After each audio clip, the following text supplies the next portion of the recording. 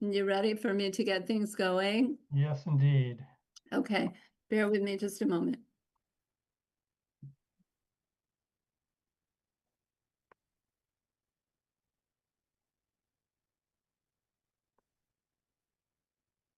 Recording in progress.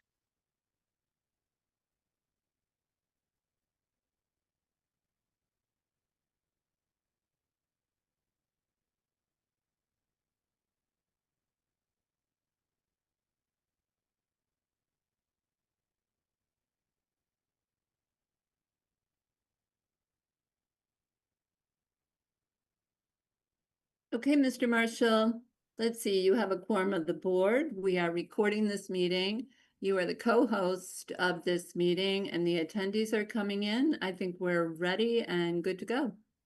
All right, thank you. You're welcome. Welcome to the Amherst Planning Board meeting of August 19, 2026. My name is Doug Marshall, and as chair of the Amherst Planning Board, I'm calling this meeting to order at 6:35 p.m. This meeting is being recorded and is available live stream via Amherst Media. Minutes are being taken. Pursuant to Chapter 20 of the Acts of 2021, extended by Chapter 2 of the Acts of 2023, and further extended by Chapter 2 of the Acts of 2025, this meeting will be conducted via remote means using the Zoom platform. The Zoom meeting link is available on the meeting agenda, posted on the town website's calendar listing for this meeting. No in-person attendance of the public is permitted. However, every effort will be made to ensure the public can access this meeting in real time via technological means. In the event public access is disrupted for any reason, we will post an audio or video recording, transcript, or other comprehensive record of proceedings as soon as possible after the meeting on the town's website. Board members, I will take a roll call. When I call your name, unmute yourself, answer affirmatively, and return to mute. Bruce Colvin. I'm here. Fred Hartwell. Fred is here. Jesse Major. Present. I, Doug Marshall, am present. Angus McLeod has told us he'll arrive around 7 o'clock this evening, so we'll look for him. Roy Johnson. Present. And Jara Smith. Present. Thank you all. During Doug, the I'm also meeting, present. technical issues. Oh, Yeah. Angus, good to see you. Sorry, I just joined. All right. Thank you. If technical issues arise and the discussion needs to pause, it will be noted in the minutes. Please use the raise hand function to ask a question or make a comment, and I will call on you to speak. If speaking, remember to remute yourself. To the general public, the public comment item on tonight's agenda is for comments on topics not appearing later on the agenda. Please hold comments on those later specific topics until we get to those topics. When public comment is solicited, please indicate you wish to make a public comment by clicking the raise hand button. If you have joined the Zoom meeting using a telephone, please indicate you wish to make a comment by pressing *9 on your phone. When called on, please identify yourself by stating your full name and address and put yourself back into mute when finished speaking. Residents can typically express their views for up to 3 minutes or at the discretion of the planning board chair. If a speaker does not comply with these guidelines or exceeds their allotted time, they may be disconnected from the meeting. All right, time is 6:38. We are all assembled, so we'll go ahead to our first agenda topic, which is approval of minutes. We have the minutes from May 6th available for approval. Does anybody have comments or want to make a motion to approve? Jesse. Yep, I read them. I thought they were quite fine capturing the discussion, so I would move to approve the minutes as they are. All right. Does anyone else have any comments or would someone like to second the motion?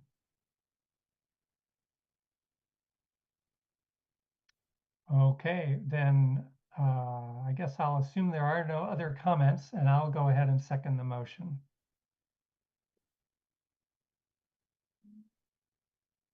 All right, last call for comments on the May 6th minutes. All right, we'll go ahead and vote for approval, starting with you, Bruce. I'm voting to abstain since there's a full board here and I was not present to the meeting. All right, thank you. Fred Aye. and Roy. I'll abstain. I wasn't at the meeting either. All right, Jesse, Aye. Jara, Aye. and Angus. Aye. I'm an aye as well. That's 4 in favor, 5 in favor, and 2 abstentions. The motion passes. All right, thank you all. We'll go ahead to the second item in the agenda, which is the general public comment topic. So, members of the public, this is the time to make comments about items that don't appear later on our agenda. So, I also typically read the names of the attendees I can see on the Zoom screen. So while I'm doing that, if you have a comment you want to make, please raise your hand. I see Kathy Axelson Berry, Dodson and Flinker, Hilda Greenbaum, Jeff Davis, Nate Kelly, Peter Flinker, and the Amherst note taker. All right. Still don't see any hands raised. I know several of these attendees are here for items on later on the agenda, so I guess we will conclude that there are no public comments today. All right, time is 6:41. We'll go ahead to the third item on the agenda, which is a presentation on the Hampshire campus zoning study. We have Jeff Bagg here, Director of Planning and Economic Development from the town, to introduce the topic. Pam, I know he has a couple of consultants that need to be brought in. So if you can do that, and I will just say up front, it's my understanding that this is an informational session for the board to be updated and the public. So it's not a public hearing. We won't have to have public comment, but if it looks like we have relatively few members of the public attending, so if there are any that want to make a brief comment at the end of this presentation, I will ask for that at the time of at the right time. Okay, so Jeff, welcome, and welcome to your consultants, and take it away.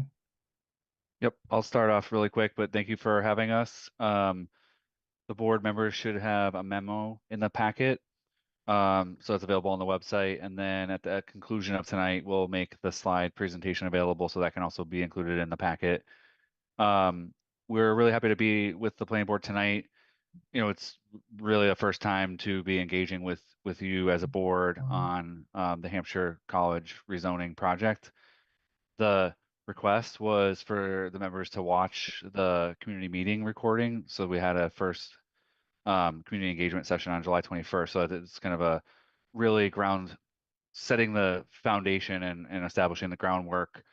We're going to just do a really brief recap of some of that and then kind of move forward with some of the continued discussion towards a zoning amendment package. And so we're really thankful to Mass Development, who is offering the town this technical assistance.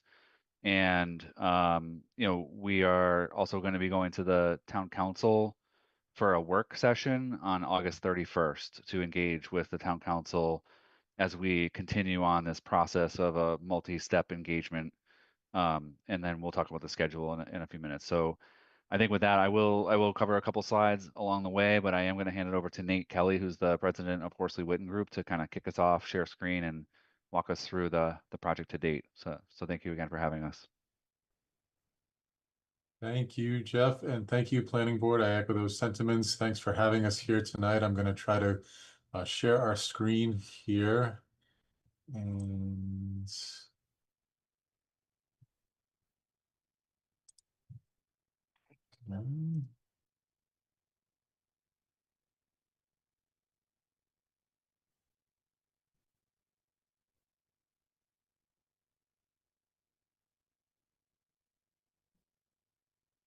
All right, we can see your screen.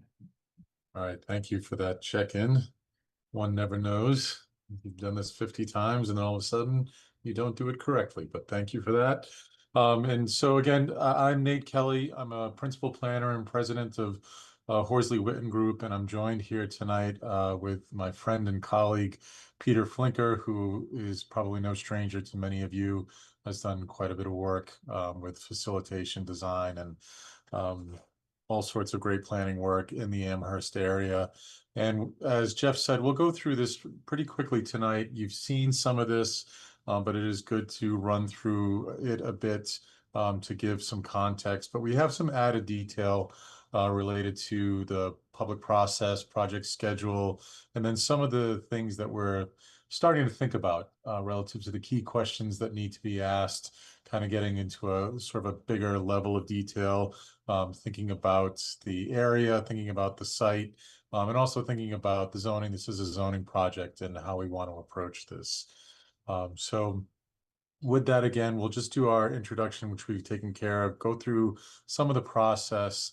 We'll recap for viewers and everybody just the alignment with town plans.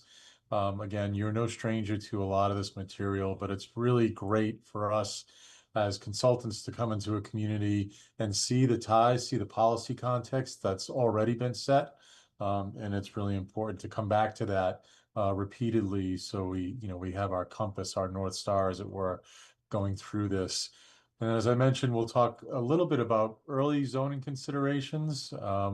There's still a lot of work to do in that regard, thinking about our best approach, our best fit for a complex site like this.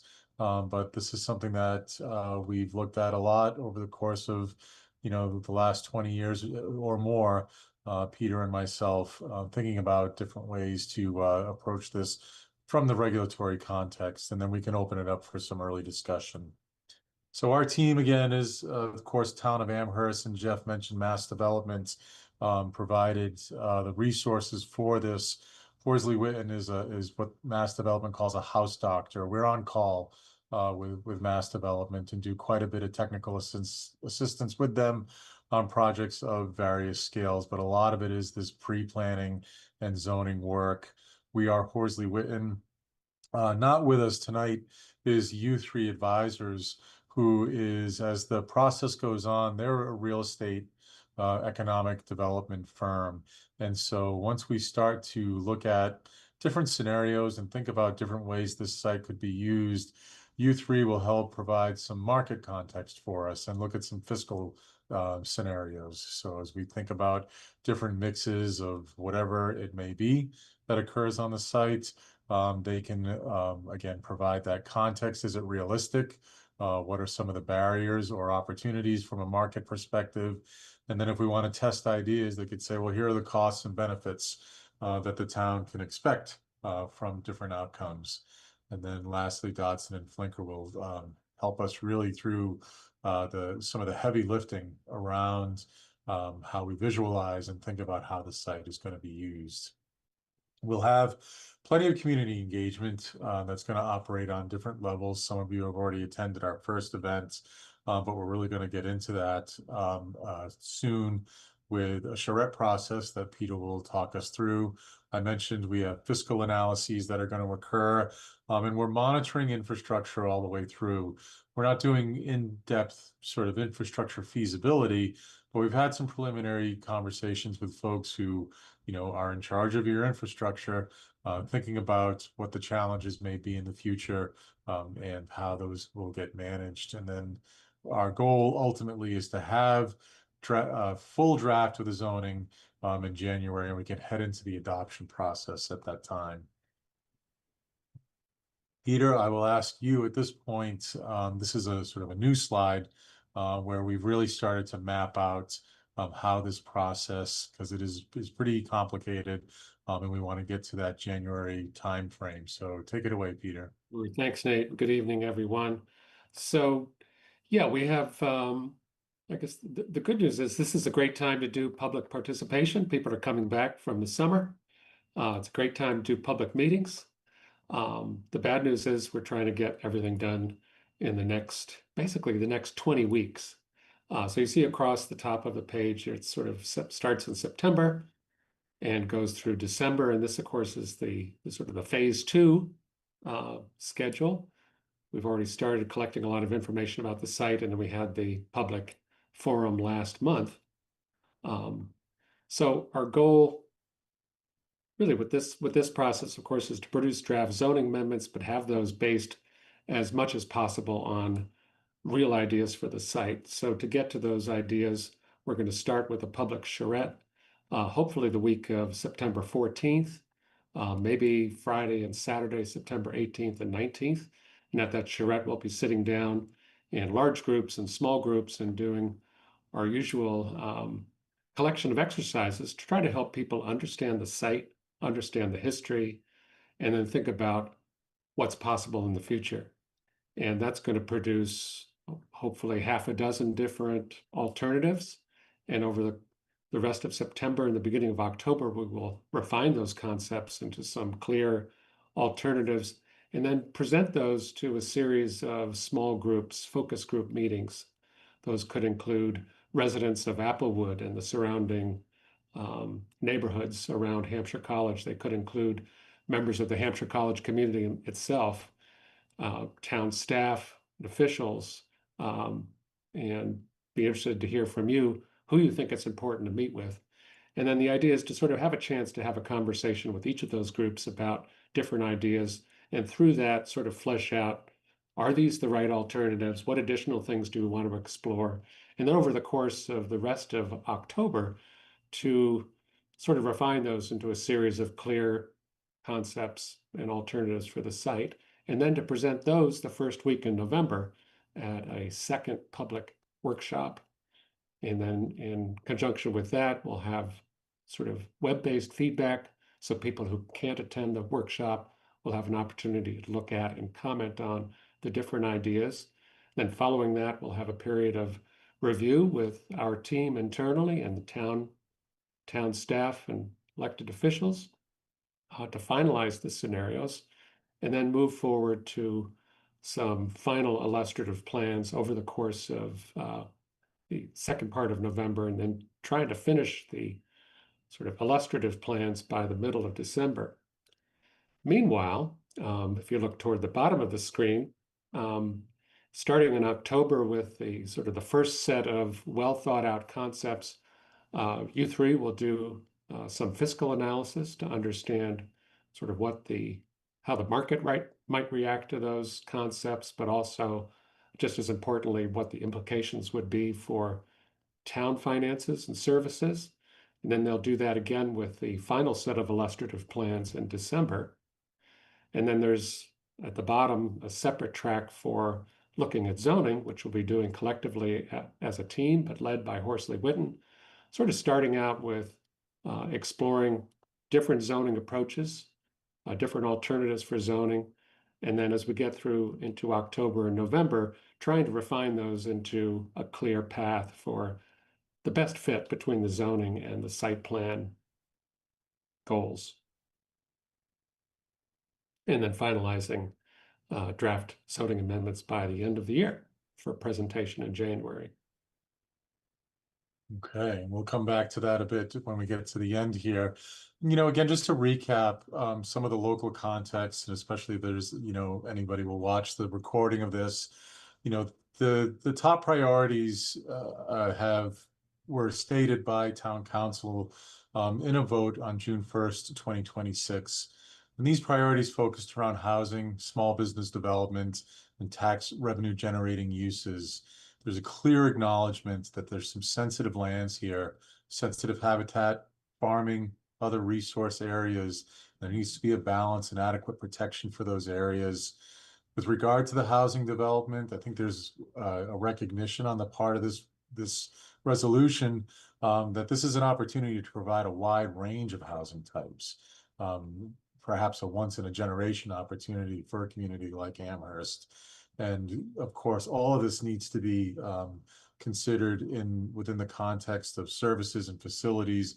What are the opportunities here? What are the things that the town could take on to help better serve the folks who live here? We have had preliminary discussions about utilities. I think the takeaway here is that there are no major red flags. There are some utilities on site. There are some extensions that would certainly be needed. There are some upgrades that would certainly be needed.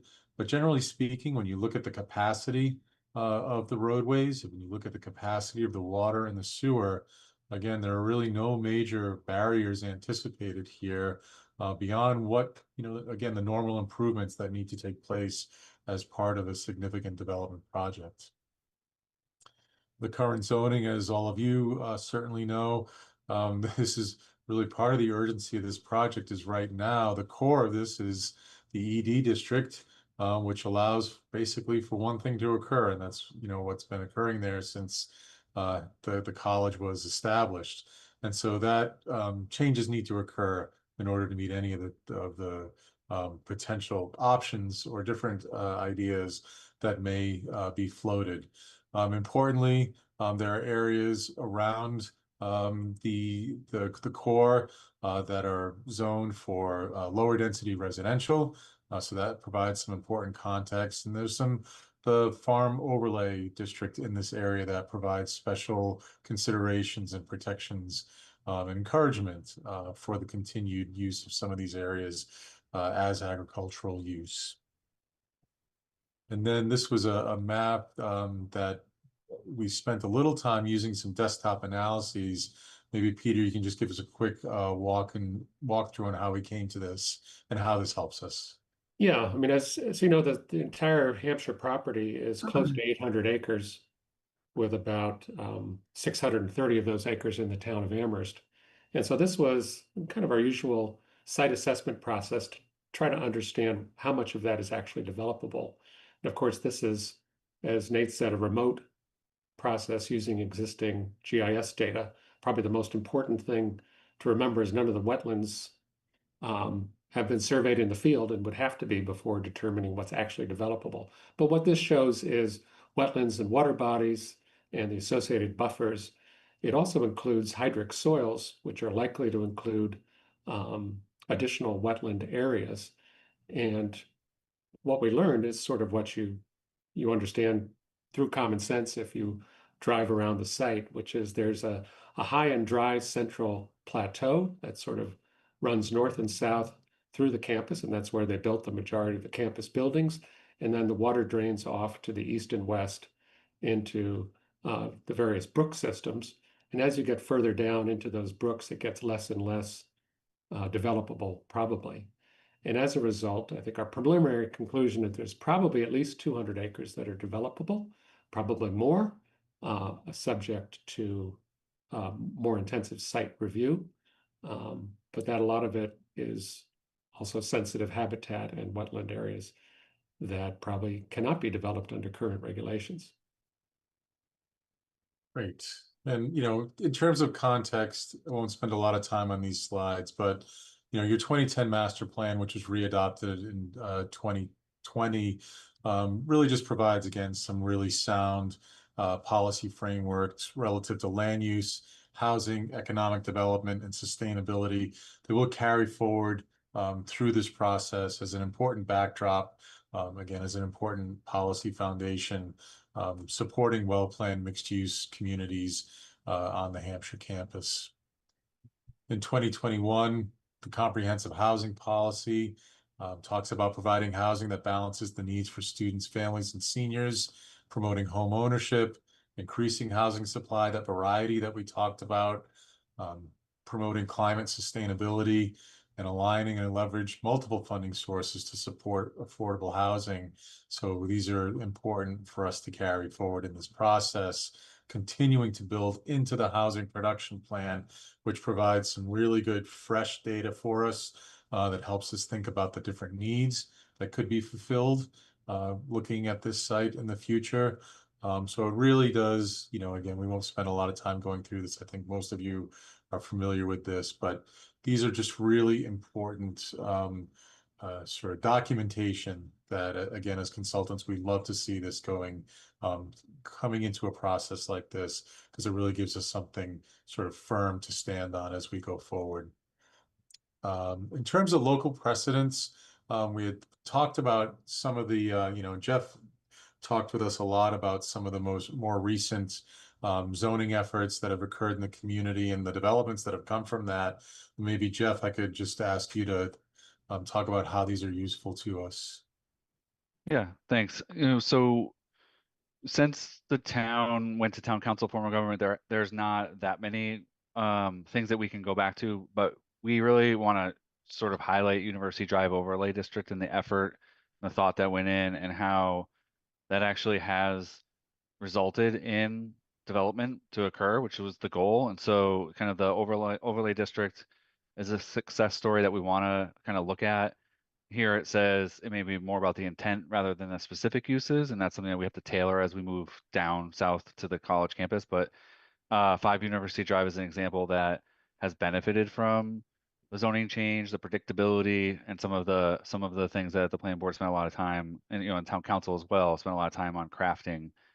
And then the time that the planning board and the zoning subcommittee has spent looking at North Amherst and the idea of the overlay district over some of the existing apartment complexes also gives us a guidepost to kind of look at.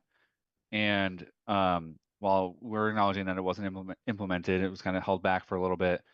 The idea of looking at an area and encouraging certain types of development to occur in a predictable way is really a great idea and a great model that we want to look at for this area. And then I think just kind of, we have a lot of project examples, but the two that we kind of called out are some of the housing types that we see is some of the larger buildings, rental units and that kind of thing. And then, the project on Montague Road, the 30 affordable homeownership units is something else that we can start to look at and understand that there is demand for that and how could it potentially fit in the context of the college campus land that's available. So those are, we're starting to backfill a lot of that information to the team so that they can see where we've had success. And I think we can go to the next slide. Some of the constraints as well. So on the left, we're really looking at the site for the first time. It's just always existed as Hampshire College, and the town hasn't really investigated it. And so that's really what the team has been doing since we started, is really just kind of catch up on a lot of the baseline information that we often get if we're looking at like East Amherst Village. We have information and we've looked at some of those areas and they've been zoned. Here we're really starting from scratch, and so looking at the resource areas and acknowledging that there are farmland and conservation interests that are kind of surrounding the campus infrastructure, as was mentioned, and then really just this opportunity that's presenting itself for the town to meet some of its housing needs, also produce much needed tax revenue. And so there's really an opportunity here. And then the challenge is, there's a couple projects the planning board has gone through a couple of these. It's a variety of different challenges that we want to walk through when we look at the zoning. Some of it has to do with the community character, the resource areas, or the location.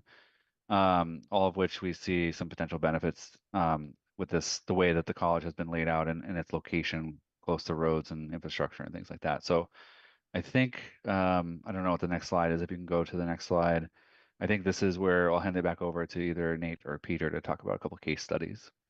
Yeah, and so thank you, Jeff. So what we've been doing, all of us on the consultant team have some experience in different communities where this sort of larger site, single opportunity has come up. And so we brought our own experience with a few of these projects, and then we've reached out into the planning community and then done some of our own research to pull together probably about a dozen different case studies that we're still combing through to make sure that we understand. But it's always good to know how this has been done elsewhere, right? Before you start to try to reinvent the wheel. And so we've looked at a few different examples that were brought to this presentation. But again, there's more sort of back in the lab, if you will, that we're looking through and thinking about, where is it relevant? Where is it not relevant to Amherst? And one that you all are familiar with is the Village Hill Northampton. And this is a 126-acre master plan community, combining commercial, R&D light, residential uses, And it really is just, again, it's a good visual for everybody who's been there to see how these different uses can be woven together in sort of a cohesive concept, but one that gets built over time. And so we thought it was important to look at both the outcome and the approach. There are some unique aspects of this from an administrative aspect that make this really different. With the presence of mass development as a key player, providing a lot of administrative capacity and oversight. That's something that's going to be very different from Amherst. Amherst is going to be administering this at the town level through their normal development processes. So it's a little bit different in that regard. But it is nice for us to look at sort of a success story here that evolved over time and ask ourselves questions about the design. What makes this a good output? How does this or does this not apply to Amherst? They are, interestingly, they started out with a special permit process with their planned village district. And it appears, as we're reading this, that it evolved into a 40R when those provisions and those incentives became available. So the foundation changed from a special permit process to a by right process over time, but still good to look at those different design aspects and how they baked that into their zoning. With Sudbury, there was the Raytheon property. So this was a major manufacturing operation out in Sudbury, Massachusetts, where they really had a considerable amount of potential developability there, which turned into a really nice mix of housing and commercial development. Big sort of plaza concept, very walkable in the way it's set up, sort of like lifestyle centers is one of the planning terms that you'll hear, but it's got that mix of grocery and everyday goods and restaurant. And that one was set up with a lot of oversight in the beginning. This is an interesting concept where they actually required a physical master plan to be approved at town meeting with a 2/3 vote. And so that was a high bar for the developer to get through. After that high bar, from that point, the individual approvals have essentially been administrative. So they really front loaded the scrutiny on this. And then when they were happy with that, they sort of let the normal building permit process take over. With Rentham Village, so this is not the Rentham outlets, this is Rentham Village. This is an interesting site where they have their traditional town center, but right adjacent to it, just to the north, is the old Tyco industrial site. So again, another sort of large scale 50-acre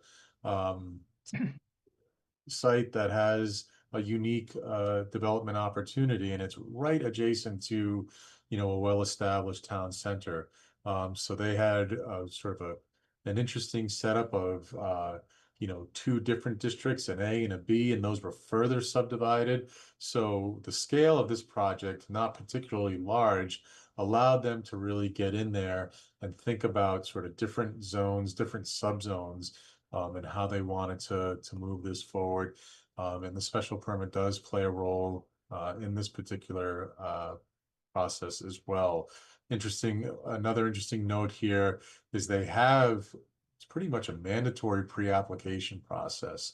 So this helps them to sort of set the stage early with developers of sort of larger scale chunks of this as they go through.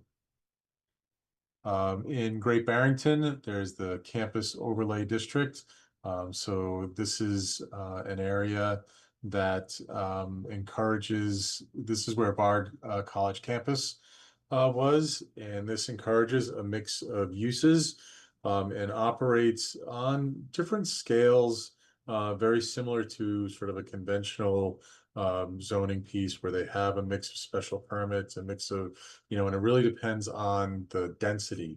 So certain densities are going to be allowed with a lower level of scrutiny.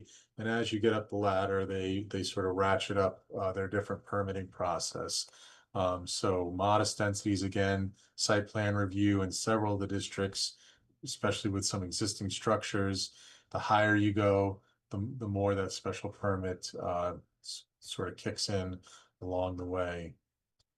And then, of course, we are looking at your existing zoning. You have some tools in the toolbox here. And we look at something, for example, like plan unit residential development. Does this have a place, or something like it have a place here? You know, this is something that you're used to using. So we will look at this closely and see if there are elements of this that we can carry along.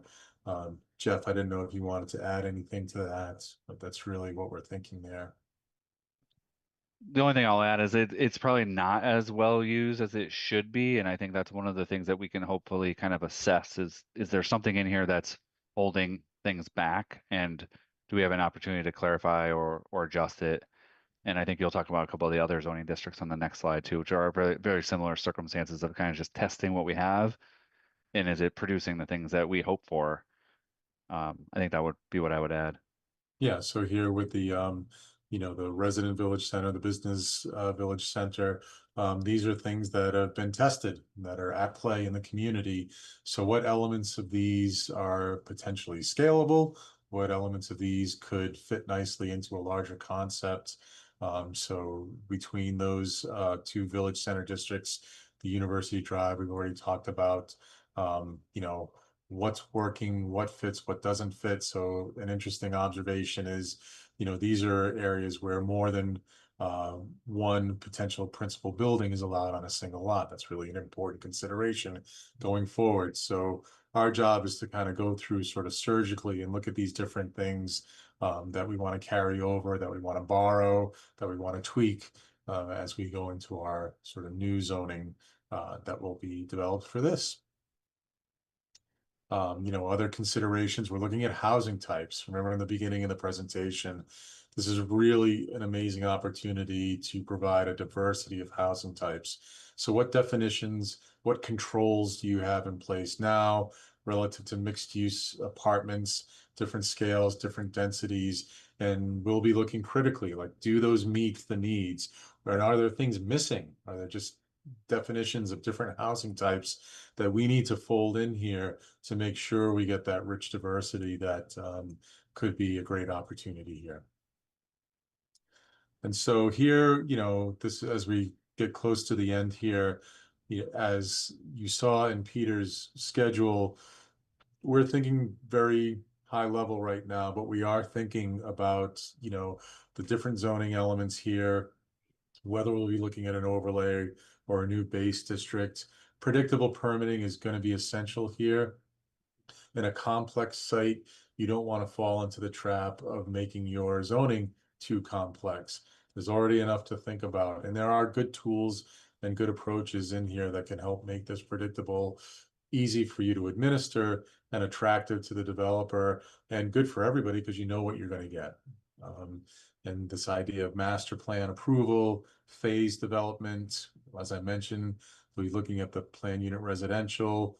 We have to think about building reuse. There may be an opportunity to reuse some of these buildings, and we don't want to unintentionally draft zoning provisions that all of a sudden makes that really difficult to do going forward. If that's a good idea, that's a desirable use.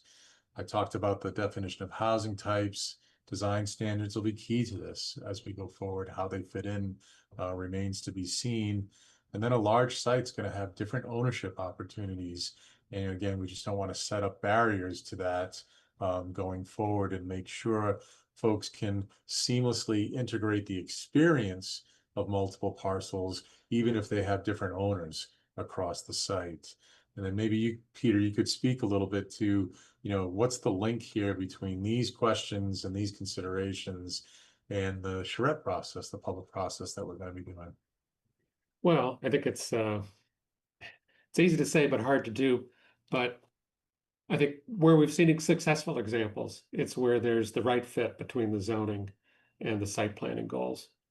And so, as I said, what we're going to be doing is we're thinking about different alternatives for the physical layout of the site and the types of uses and the type of structures that we want there. We'll be thinking about what's the best fit with the zoning strategies and how do we make it really easy for developers to do a good thing and sort of get out of their way while protecting the town's needs to ensure that there are no negative impacts, or at least reduce those impacts. So it's going to be an interesting challenge. But one of the things we want to hear from you tonight is what aspects of zoning do you think are really important to explore in this way? Right, and so we had sent along some primer questions, but you folks, certainly, I mean, this is your meeting. You can bring forward what you think is important. But broadly, we want to know what your top goals are for rezoning the campus. Why are those the highest priorities? What are your biggest concerns as a local official, and what are your biggest concerns for your constituents and the public? What specific conditions, what kind of safeguards or performance standards do you think are going to have to be included in this to make it successful?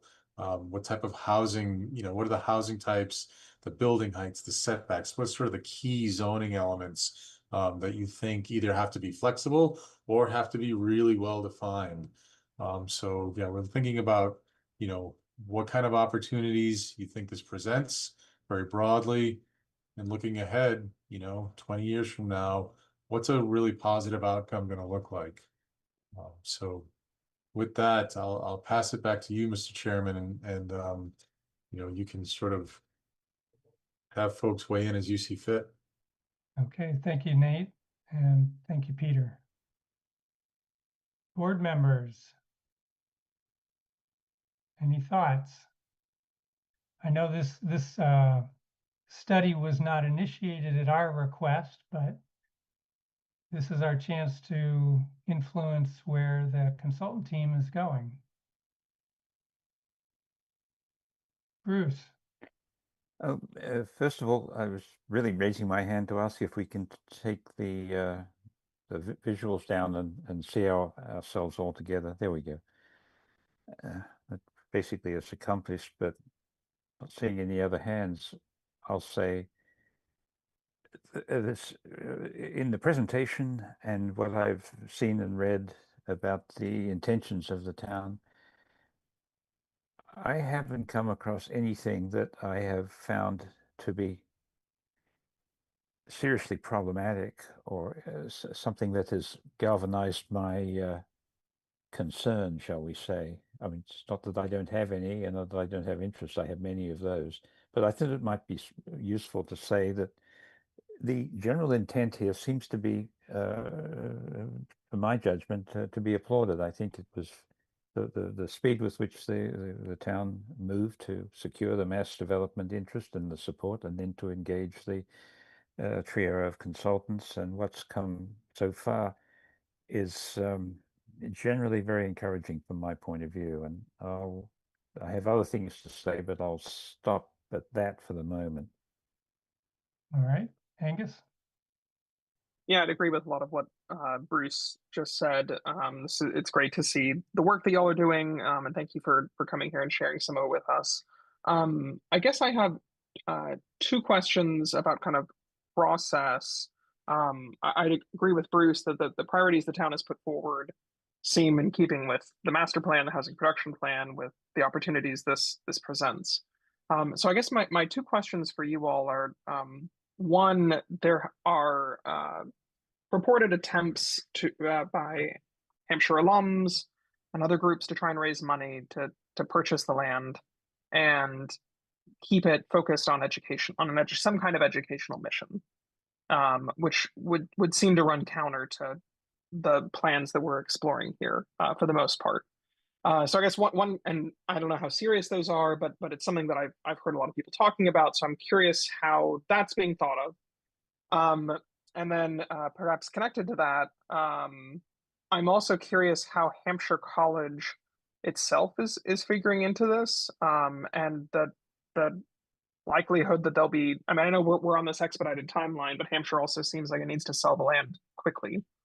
So I guess I'm curious how you all are thinking about this planning process when Hampshire is simultaneously having a process and conversations with possible buyers whose vision may not be as aligned with this, although through zoning we can control to an extent what they can do. So I guess I'm curious about those kind of two things. Jeff? I'll try to take I'll try to take a stab at that. I mean, I think, we have been trying through that community meeting, be very clear that we are not making the decisions about what happens. That is something that's solely the responsibility and the control of the college and the trustees.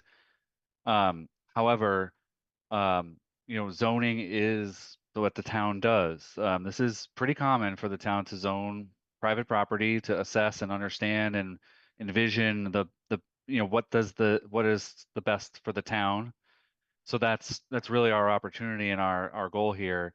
And I think in terms of like the timelines and over, the questions about timeline are great. They're great questions, but the rationale that we have is that our best foot forward and our best opportunity and our most legitimate process is to just jump in and start. We don't want to wait and just sit around and find out what happens. That's not going to serve the residents of Amherst the best, and it's also going to likely put us under the most pressure possible, as if we just sit back and wait for a sale of some sort to happen and then try to respond to that. We would be behind the curve. So we just try to position this that we are communicating with the college. They're aware of our process. But we are moving forward. And the thing that we're trying to do is do it as quickly as possible so that we don't interrupt what they need. We complement it somehow. So this is options. I said in another meeting, this is like a menu that we're helping create a menu of options. Right now, the menu is very minimal opportunity for institutes of higher education to function here. So we just want to open it up, and we want to use our plans and all of our thought process to kind of set us up well for the town. And then the one more specific comment is in terms of educational institutions or people who want to reestablish educational use, and we want to be really clear that that's always an opportunity. So Chapter 40A, Section 3 has certain protections to educational institutions where, it doesn't matter what the zoning is, they can always establish an educational use. And so we're not restricting them in any way. We're actually just creating that menu of other options. And, understanding that the town has so many needs and they're really well established, as Nate said. I mean, the master plan and all of our planning documents point us to talk about a walkable village center here. And so we just jumped in to act as quickly as we can. We're not rushing it, but we just need to be approaching this with earnest because this has a real potential to be necessary and also critical for the town. So this is not like a blue sky exercise that we just want to put on a shelf. This will be utilized. And so, just to reiterate, like the college has its own process and will be making its own decisions, but we are really considering what the town's needs are and establishing what we can through zoning, which is in the town's control. So hopefully that starts to answer that question. Thank you, Jeff. Fred and then Jesse. Yeah, I generally support Jeff's approach, but I have to ask, as I have not heard whether UMass has been approached to step in here because, I mean, from the perspective of the housing subcommittee, we are very aware of the effects on the town of the pressures occasioned by off-campus student housing of UMass students. And, if it wouldn't be awful if UMass stepped in here and said, okay, now we have a whole bunch of basically dormitories, and that would take a lot of the pressure off of the housing, the adverse pressure off the housing market if UMass got involved in here. So I'm just curious whether they have been approached or whether that's out of the question. Jeff. Also try to answer that. I mean, we are not in the position to be approaching, UMass or other organizations. That would be something that would be the college. It is the college's land. We are working to establish the zoning that would allow multiple different things to potentially happen there. I think the key thing though, Fred, that you did mention, which is important, is housing and the demand and things like that. I mean, what the town council initially voted on back in June was that this is an opportunity to potentially generate new tax revenue from land that had never really been considered as a potential option for tax revenue. So over the coming months and year, we're going to start hearing other conversations at town council level about deficits, budgets, structural deficits, and things like that, and just a growing need for the town to increase its taxable base. And this does create this unique opportunity that hadn't really been ever considered until recently. You know, inviting UMass could have some potential benefits of relieving some of the demand, but if it immediately or just transfers and continues to stay off the tax rolls, that's not going to benefit us in the other way that town council has identified as a goal. So it's a little bit of a balancing act there, but I guess the bottom line is that to the best of our knowledge, it's not something that the college is pursuing. That's what we think we know. The college has a lot of its own initiatives. The UMass has a lot of its own initiatives. They have a big program that they're launching to investigate, the condition of all their facilities and buildings and things like that. So I just don't think that's going to be the highest or most direct path forward. More so that this is going to be sold, and we want to just at least set the stage for the town to kind of reap some kind of benefit, if possible. So Fred, hopefully that answers some of the question. All right, thanks, Jeff. Jesse. Great, thanks, and thanks for the presentation. Overall, very supportive of the approach. Just one quick comment, I guess. You sort of ended with looking at the mechanisms we already have in zoning and how that could fit in here. And in my mind, it's almost like, why go there? Like, what? This is a real opportunity to do just different things we can't do in the rest of our town. And like in subcommittee and planning board also, we've talked about 40R, 40Y, different types of things like that, where we couldn't figure out where it made sense in our current zoning. And to me, this is a really big opportunity to do that kind of thing and do it differently there, because it is such a large physical and otherwise opportunity. And priority wise, in my mind, is sort of the workforce starter housing would be top of the list if you were asking us to prioritize. So yeah, thanks.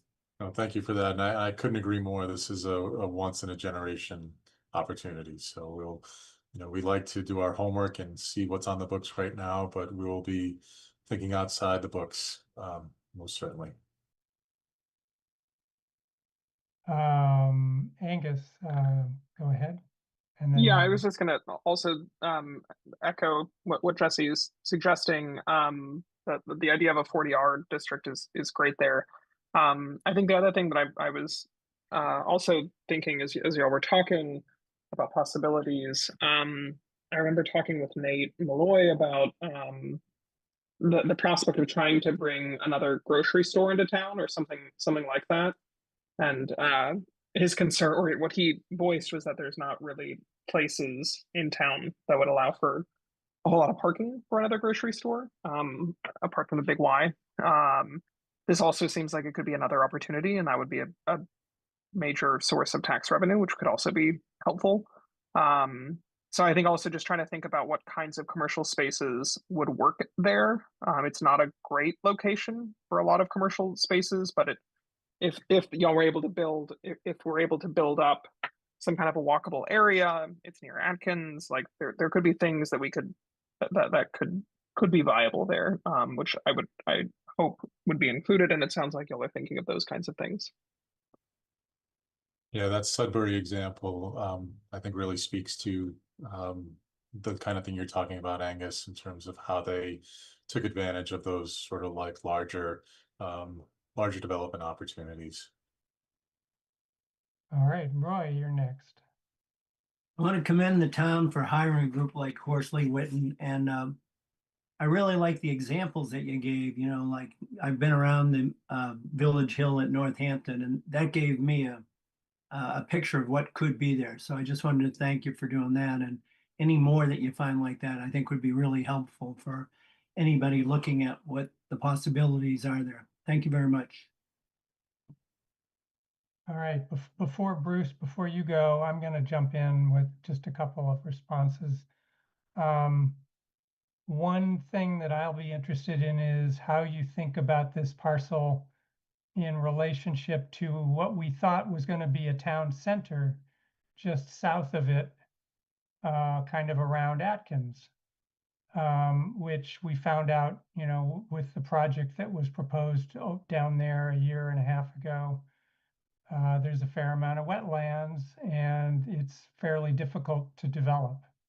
So, you know, should the village center that we envisioned not be centered on Atkins or those roundabouts, which are frankly not very pedestrian friendly? And should it be centered on the Hampshire campus?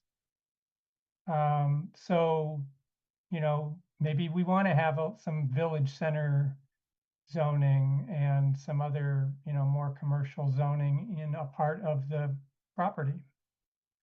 I guess the other thing, from my perspective, we have a lot of single family housing in town.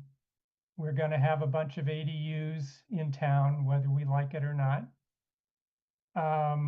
We have a fair amount of what I'll call multifamily, but you know, a lot of it is student housing in downtown, and certainly there's the potential for more around the university. But we don't have places like Amity Place, I guess, which are condos, reasonably, I don't know, maybe there's what, maybe 12 units per acre. But those kinds of things are fairly efficient in terms of land and are taxable, and they can function as starter homes for families. They're not single family homes, but they are, you know, single family dwellings, which can be bought and sold in the market. So I would encourage a fair amount of consideration of that kind of development. I'm more of a fan of that than I am of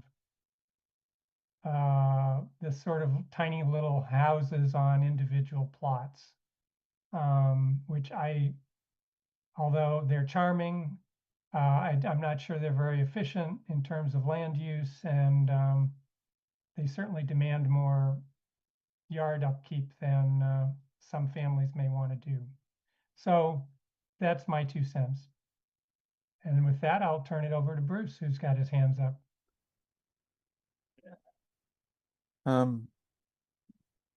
I kind of agree. I look at this opportunity, and so far as housing is concerned, my general sense is that it should be more dense rather than less dense. I think the Ball Lane example is probably kind of minimal in terms of density, and that we should move up from a base slightly higher than that. I also think that I recall that the planning board was, I think, universally supportive of the project that Archipelago brought to Atkins Corner. We never got to formally vote on it. The only way I think I know what I'm talking about is when when it came time to withdraw the application and the application was withdrawn, we all took it upon ourselves pretty much spontaneously to express some degree of regret. I think I said when that project first came, I said, this is what good development looks like. That was a phrase, first thing out of my mouth at the beginning of that hearing, the first hearing of probably 5. And I never really changed my mind on that. It seems to me, and I don't know this, but that what the possible Waterloo of that project was the incursion into the wetlands, which may or may not have been slightly due to parking, and the amount of parking generated may or may not have been to the amount of first floor commercial space that the applicant, the developer, perhaps thought that was necessary in order to gain approval. And we've been looking at that. This board has been looking at the percentage of first floor use non-resident commercial for quite a while now, and we've thought about it and we've shaped it and stepped intentionally. Like we recognize that there's a resistance to providing even the minimal levels that we've proposed. And it seems to me that on this part of town, rather than University Drive, we might be more forgiving. So I think I would ask that the study thought in terms of some development or encouraging some development opportunities or in South Amherst. That would have been a beautiful building if it had have gone forward. It was really elegantly designed. It really would have been nice to have lived in. It would have been nice to visit. It would have been nice to look at, in my view, although if people in Applewood may not have agreed, but I think they would have in time, actually. So that development seems to be one of the guidelines, the formal guidelines that I would like to think that we could have there. But nonetheless,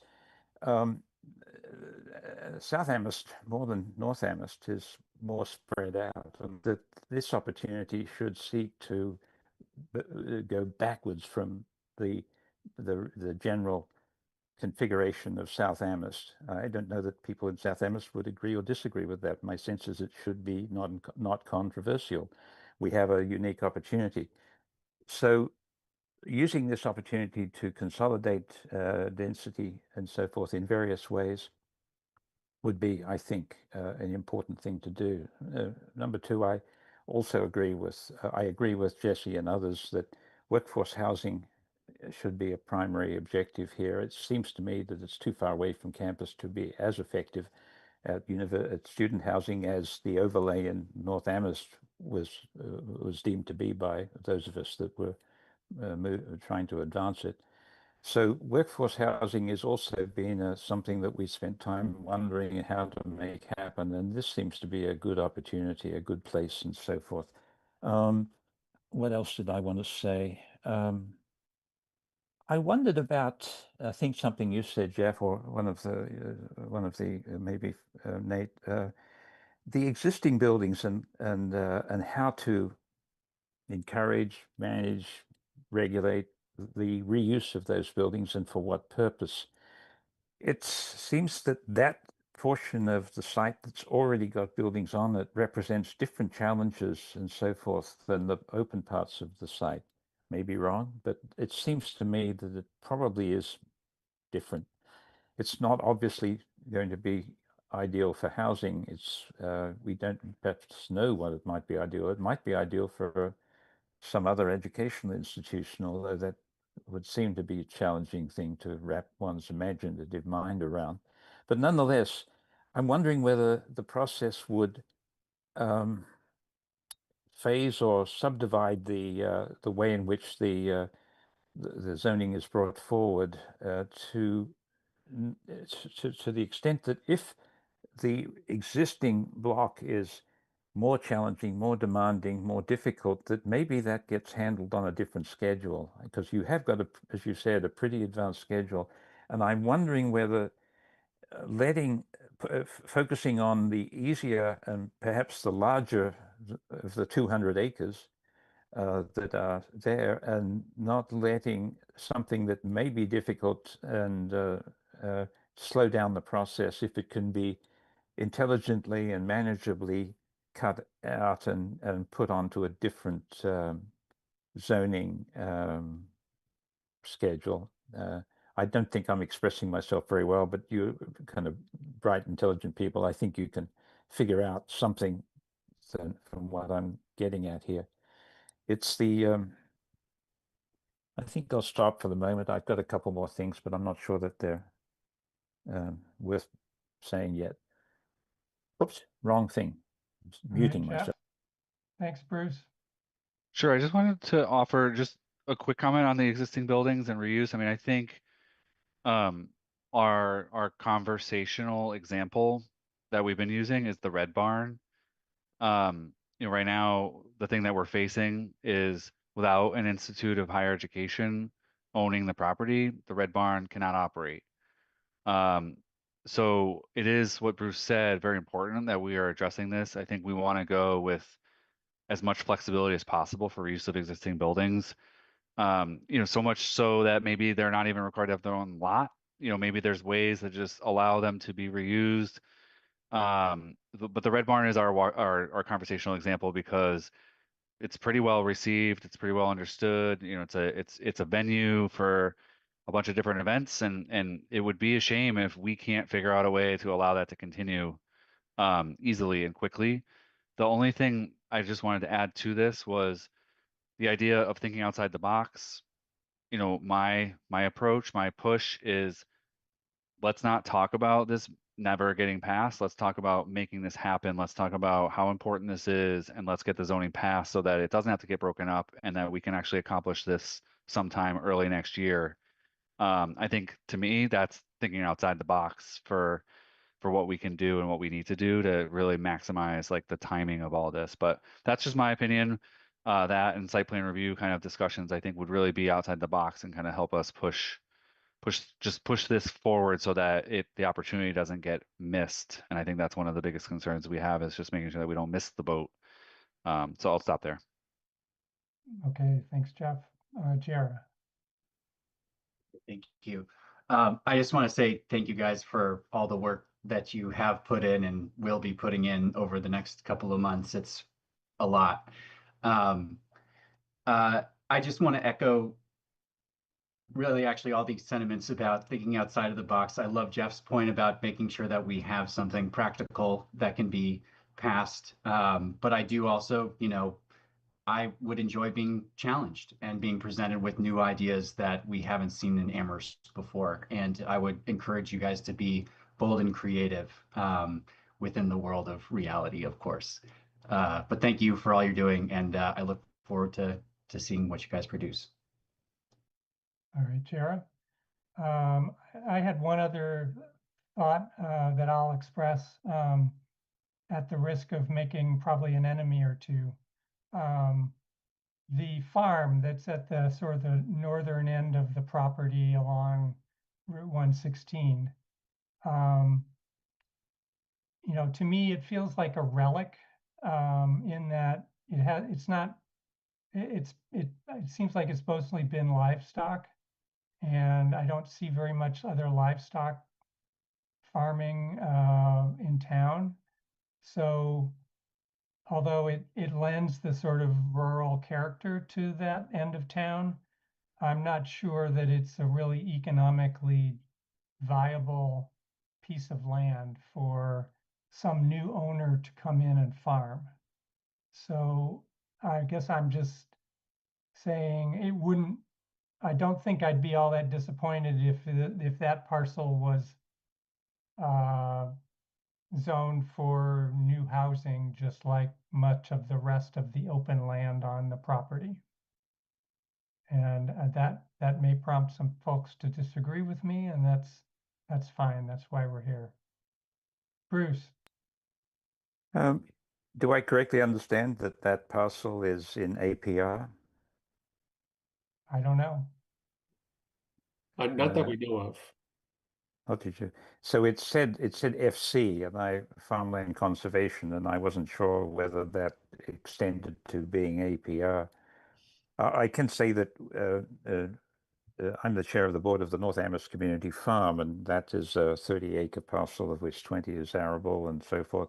And we're in the process of trying to figure out how that land can be maintained in a useful agricultural and very broadly interpreted, but also with a strong community involvement and so forth. And it's a problem we haven't solved as our current lessees have entering something effectively a bankruptcy. So we're navigating that water. So there may be some, particularly if it was APR land that we're talking about here, the experience that we're going through in North Amherst might be useful for that parcel of land. But that's not actually why I put my hand up. That was just apropos of what you said, Doug. And for the group's record, I could be useful if that is in fact APR land.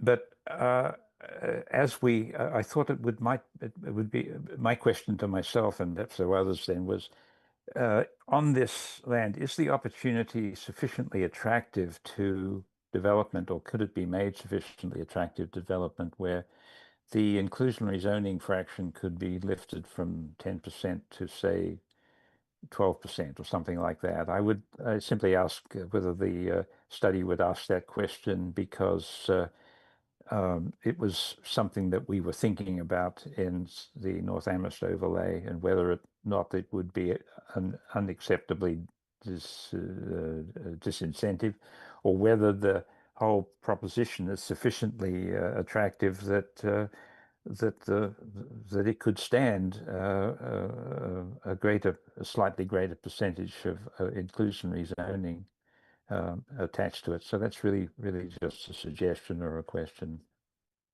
Bruce, you're reminding me, I think I saw an article just this week that I don't know if it was San Francisco or or Berkeley or one of the towns around there, they were thinking of actually eliminating their inclusionary zoning requirement to spur more housing construction. I realize that's probably not an option we'd want to consider, given the state benefits for maintaining our level of affordable housing. But you know, on the other coast, it seemed like the pendulum might be swinging a little bit in the opposite direction. Yeah. To be clear, I'm not advocating this at all. I'm simply saying that is this a moment when the question is asked and we learn a little bit? All right, thanks. Jeff. Again, just Oops, I can't hear. my microphone. Yeah, just to offer just a thought on inclusionary zoning. I think we have identified it as a potential policy discussion that we want to chew on as this unfolds. And I do want to just offer, I guess, using the out of the box theory, just, you know, there could be other opportunities to not require the inclusionary, not apply the inclusionary zoning, but think about other mechanisms to bring the mix of housing. So, you know, one thing that we see is that affordable housing developments are, you know, especially of a certain type, if they're located correctly, they just need bigger buildings in some cases. And so if there's a way to create an area that's suitable and allow the denser development to occur and encourage that to be affordable, or potentially even create a pocket that's going to be for affordable housing, there could be another way to do this that would actually allow more creativity to come from the development community into a parcel like this. So we're going to look at inclusionary zoning, and I think this is kind of the weighing the pros and cons of different options. So it is on the list, and I think a policy discussion about whether applying the inclusionary over this acreage is the best way, or if there's another alternative way. But I think it's a good conversation piece. So I just wanted to kind of lift that up and echo it. Great. Bruce again. The never-ending Bruce. A question. You went through a number of things that you were doing, Peter, you, Nate, and you, Jeff, with charrettes and so forth and so forth. But what I didn't hear was whether there is any intent to try and convene a little focus group of the 5 or 6 existing active property developers in town. I would simply say beyond that, that when we were 30 years ago trying to do the beginnings of what was then the comprehensive planning, we would call it, there was a different, well, they weren't the same. Well, it was hard for us to get that group to even pay attention or to be involved. But it seems that that we've got developers in town who are active now who would be prepared to sit down and talk. Is there intent? Is there value? Or is there perceived no value in talking to these folks? Or is it just something you intended to do that you didn't broadcast? And maybe you don't want to broadcast it. I don't know. Maybe you would just say no comment. But it seems to me that this is a group of individuals that should be brought into this discussion as engagingly as possible. Jeff? Yeah, we welcome that idea, and it's definitely been in our thought process. I think the uniqueness is the way that the college has their request for proposals process out. So we have, talked that if there's organizations that have expressed interest through the college and would like to talk to the town, we're very open to that. I think it's the size and scale of it that we want to make sure that we're understanding um, the size and scale and the need. If one of the options that we think is one entity who has a series of partners within it to do different types of things, we think that could be one scenario that might play out. And if understanding that size and scale and those needs would be important for us, and that's that would help us calibrate the zoning, so that we want to make sure that our zoning is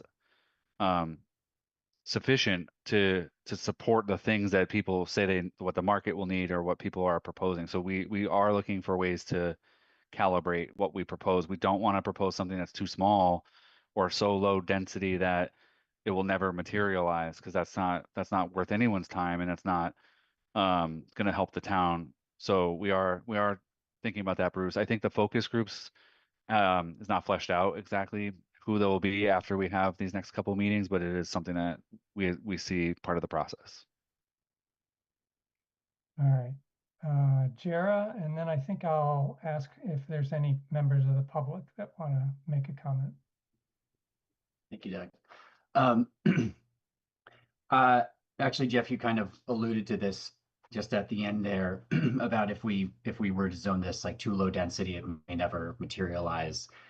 I really appreciate the fact that several of you have mentioned that this is like a generational opportunity for Amherst, because I think a lot of people don't quite understand that. And so what do we need to do to either make sure that we really take advantage of that, or what could we do to get in our own way of being able to take advantage of that? I know that's not a super easy question, but I would love your thoughts. Jeff, you want to take it up? And that one is a great question, Jared. I think that's what we need to focus on. I think that's the input we're gathering tonight, and just understand that I don't actually have an answer to that, but I think that's the kind of thinking that we need to bring through the process, and whatever zoning amendment package gets produced for January and gets referred to the CRC and the planning board, at that time. That's what we need to be making sure of, that we've been clear what if we're producing barriers, or if we're creating the opportunity that we hope to. Nate, I said you put your hand up. Yeah, You just want- to quickly for you, Gerald, I think, a lot of this is sweating the details in the zoning. And, that's one thing that, Peter and we've given conference presentations for decades on the common pitfalls, like where communities get cold feet, where communities put something on the books that seems to make perfectly logical sense, but they don't understand the unintended consequences. And so, some of this is big picture and thinking outside the box and being bold. And then the other side of that coin is sweating the details and just making sure we don't, put in overly complicated provisions or capricious density caps, and just things that make people feel comfortable when they read it on paper, but sacrifices some of this incredible opportunity.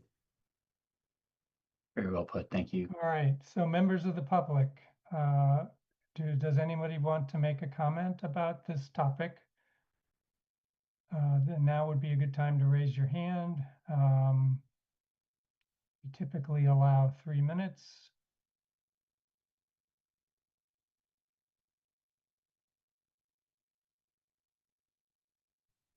All right, I am not seeing any hands. I guess everyone is here for the next topic on our agenda. So with that, Nate and Jeff, have you gotten what you hoped to get tonight from us? This is great, and I hope to see many of you, all of you, as we keep, convening folks, and at the charrette. It'll be a lot of fun. All right. Well, thank you for coming. Thank you for having us.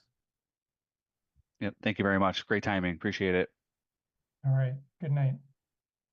All right, we usually take a break around 8 o'clock, and I think this would be a good time to do it.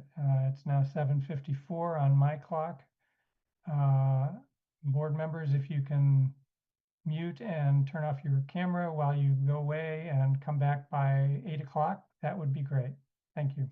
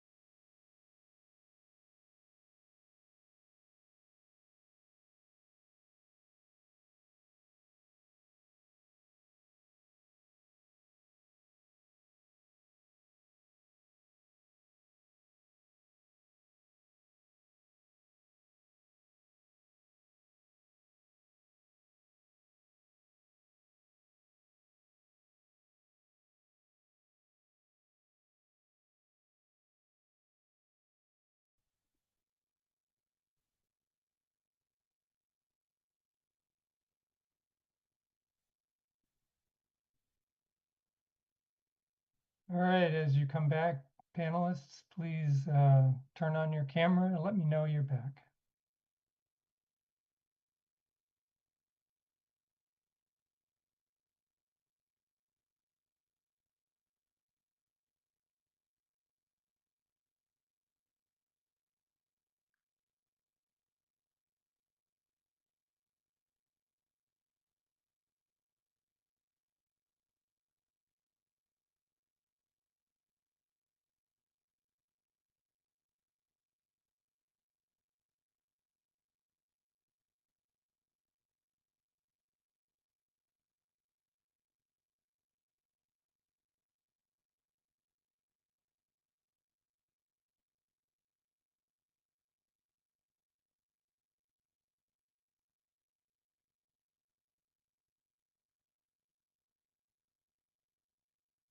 Looks like we've got one member left to return. All right, Jara.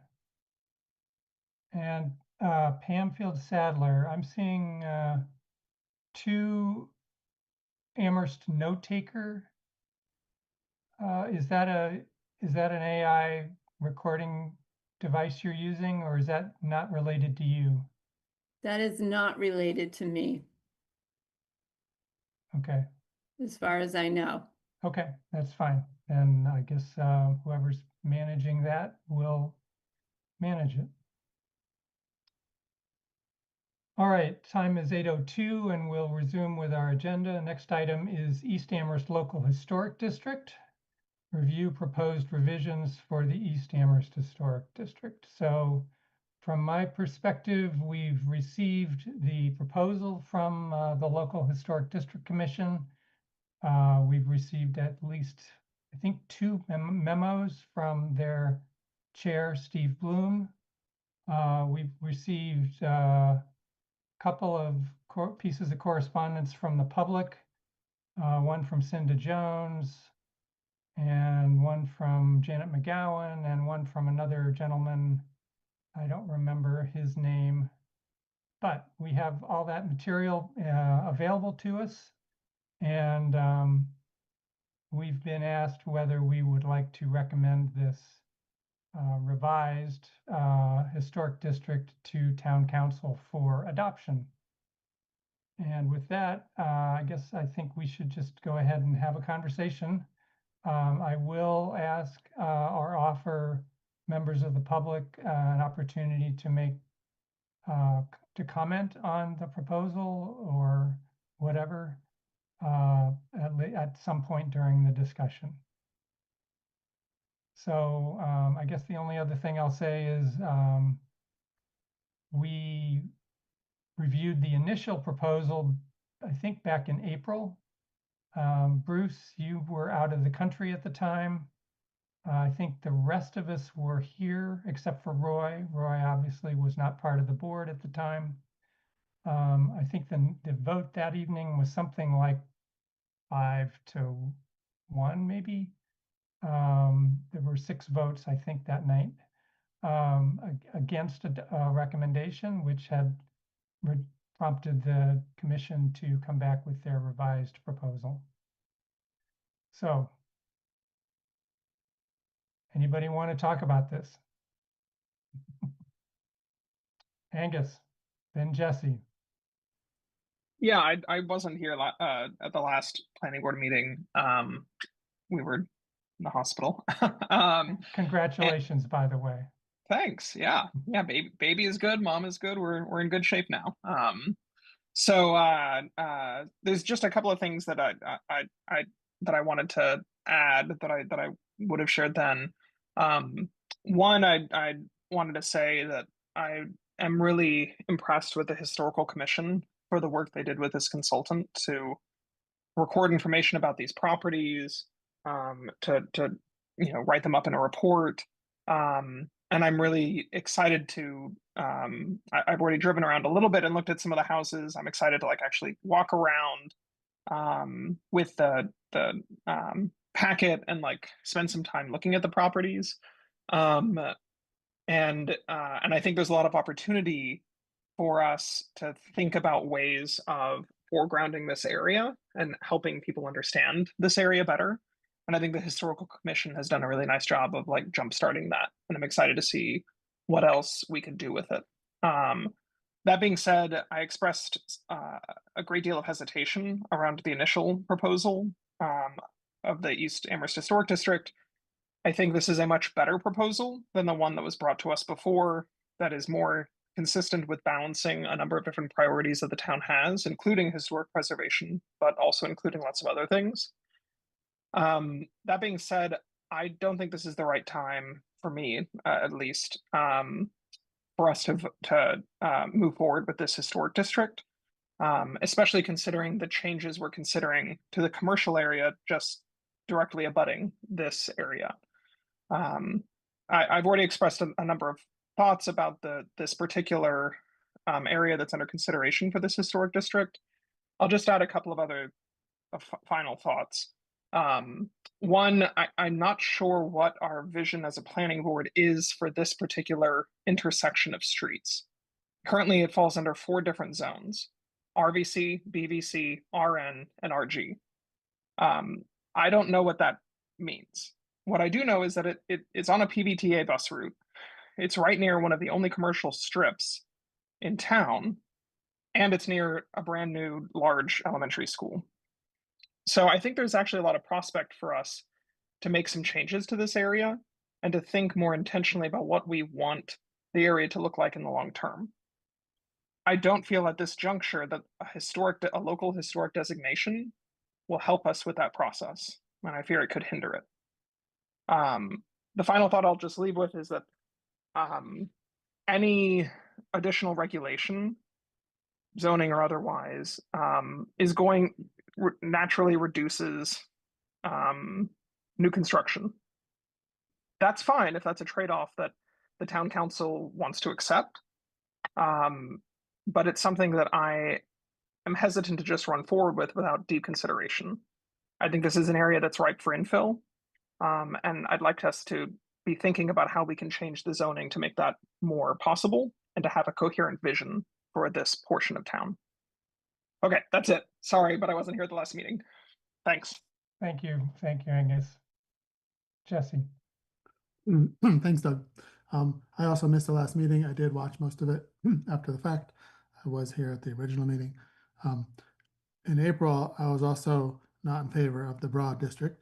I actually do like this proposal to identify specific properties.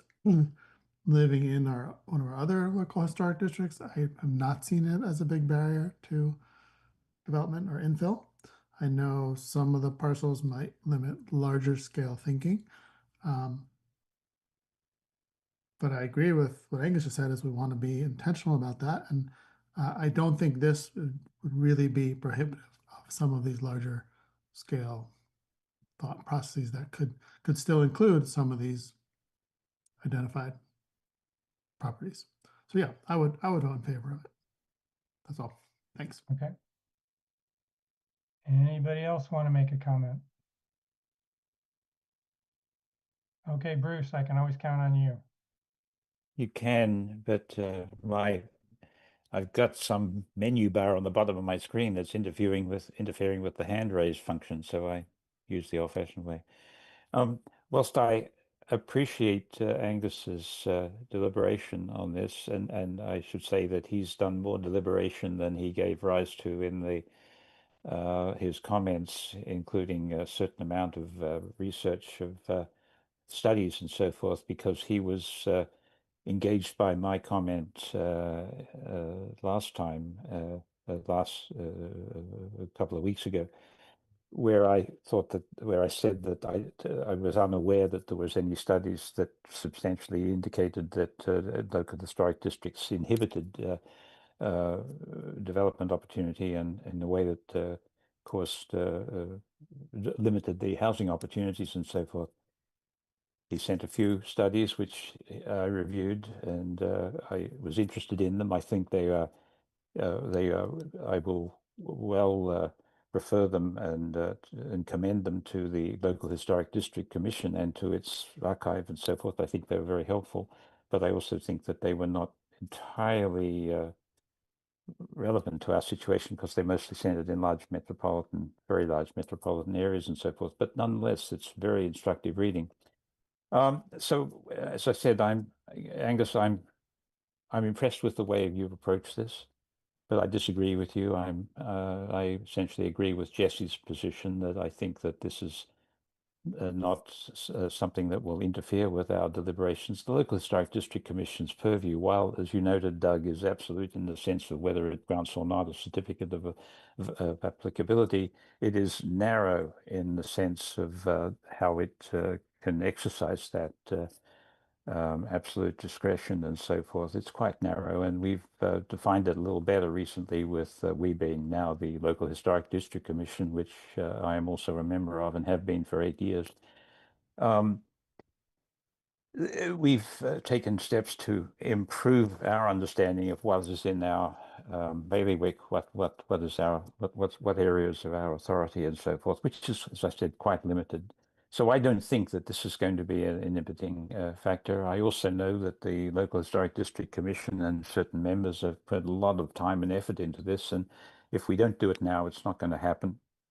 I don't think. I mean, this amount of effort doesn't get redone. It doesn't have a long shelf life.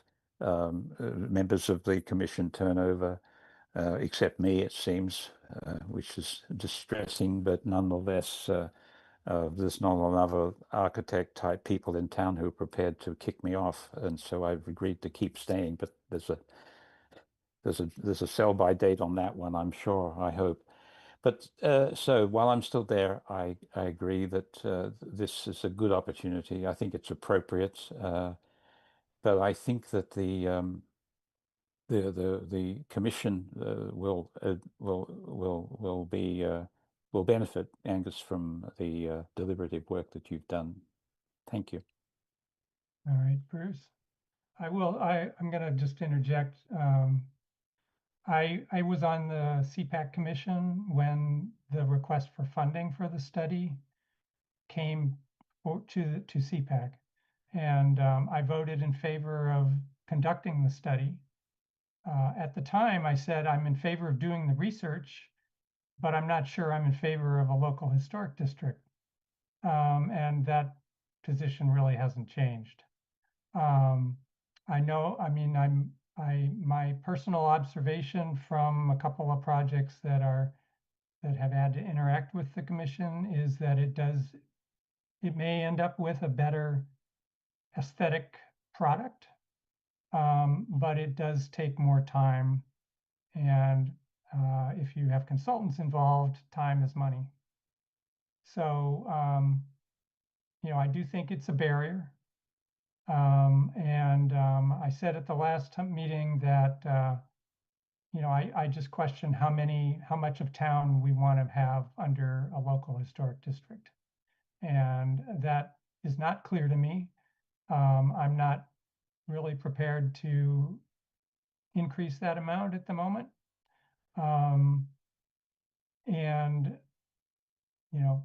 So be it. I'm probably making it, Bruce, so that I can never succeed you on the local historic district commission. But I guess I'll take that risk. Jara.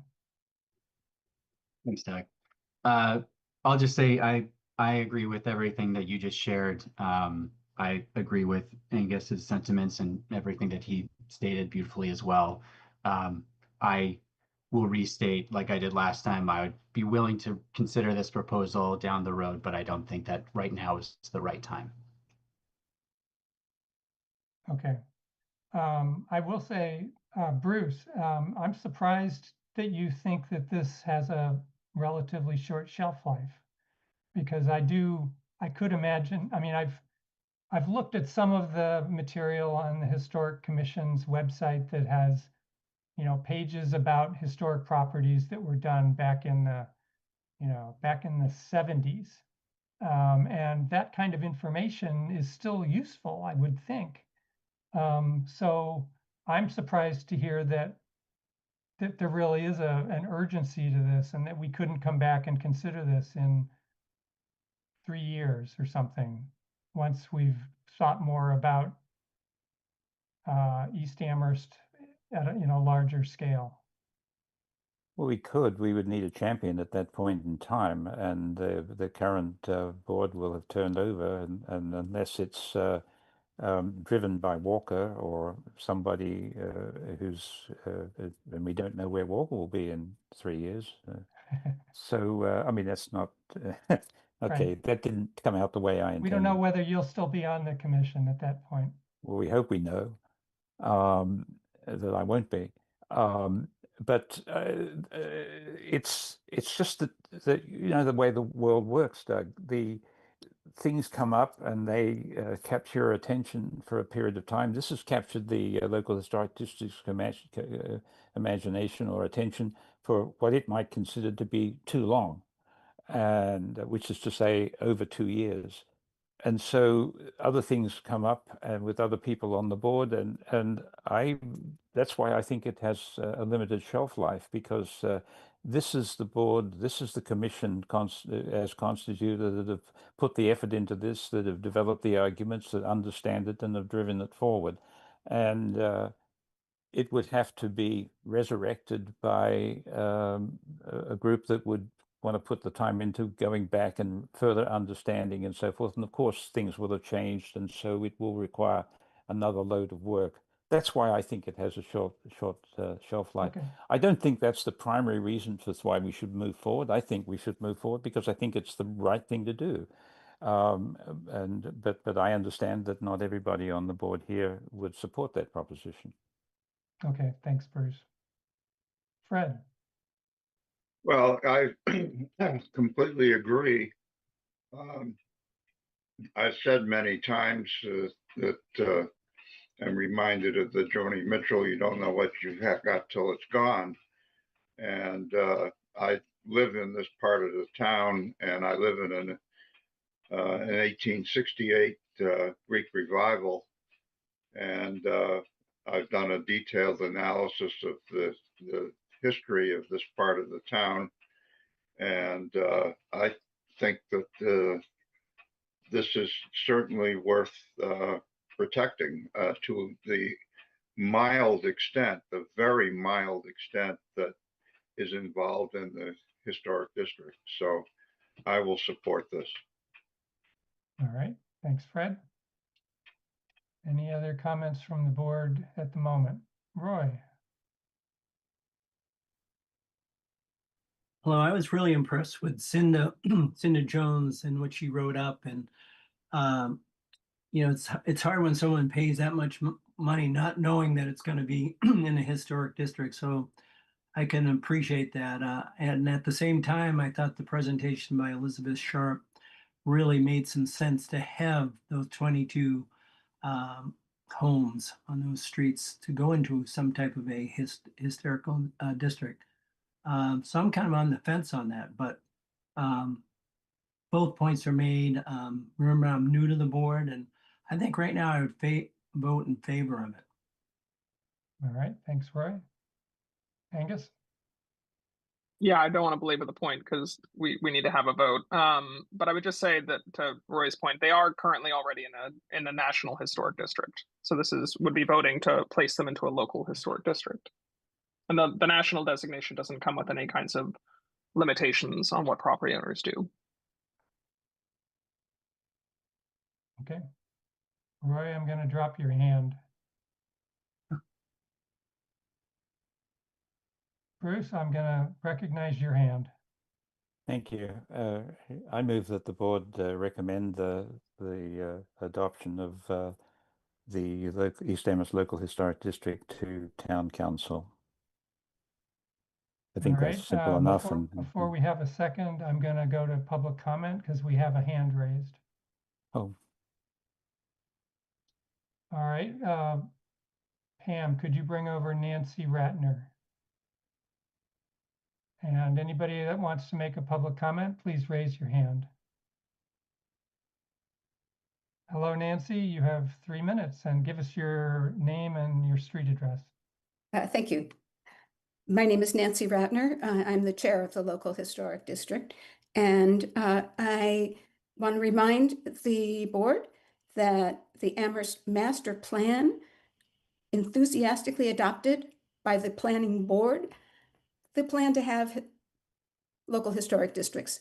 And it's your responsibility, therefore, to be supporting preserving these kinds of neighborhoods. We've gone to great lengths to come up with a plan for this neighborhood. We've reduced the number of properties in response to your concerns.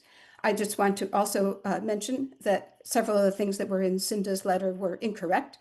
She mentioned a property that was not included. That property, in fact, was included. And if you prefer to have all of the houses in the district included, we would support that. It was in response to your concerns that we reduced the number of properties. I believe that it's important to remember that the National Historic District does not protect the historical properties. It only identifies them. So being in the National Historic District is of no help in retaining a historical section of our town. And it's very few towns have the kind of history that we have. These are houses that are all pre-Civil War. They involve important figures in history. And if you value history at all, which I would hope in a college town, and this is really a college town in many ways, that you should be thinking about ways to preserve what is part of our important history. I'm very concerned that you are ignoring the tremendous amount of work that went into putting together this proposal. What Bruce said about having a shelf life, I think, is correct. Many of the documents that we turned to were documents that had been put together about 10 years ago. They all had to be redone because there's been change, and there will continue to be change if you don't allow us to go forward with this. And some of that change will end the historical nature of the most important and most historical part of our town. I sent you a letter talking with a reference to a Connecticut study, which said, said some very important things about the strengths of local historic districts. You have 30 seconds. I just want to encourage you to support this. Okay. Thank you, Nancy. All right, Pam, can we bring over Heady Startup?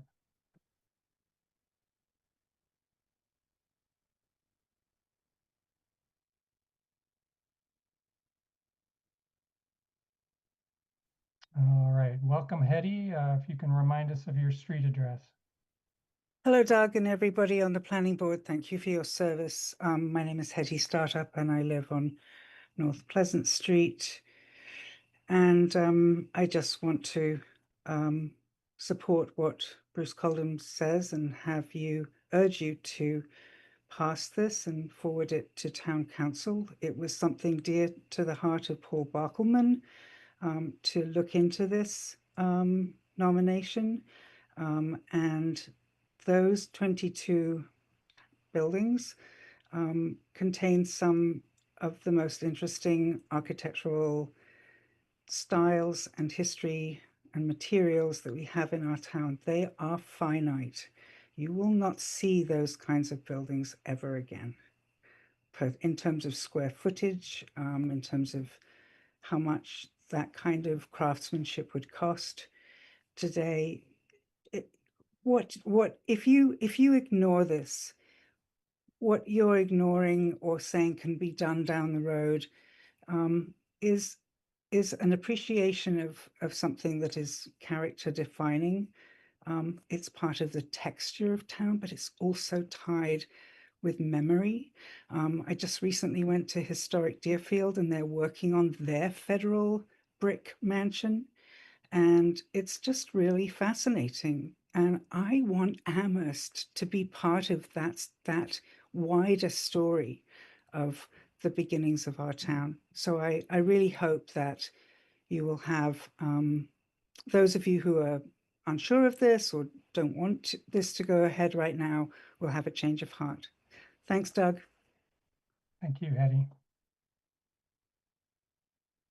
All right, Pam. I think it's Kitty Axelson Berry is next.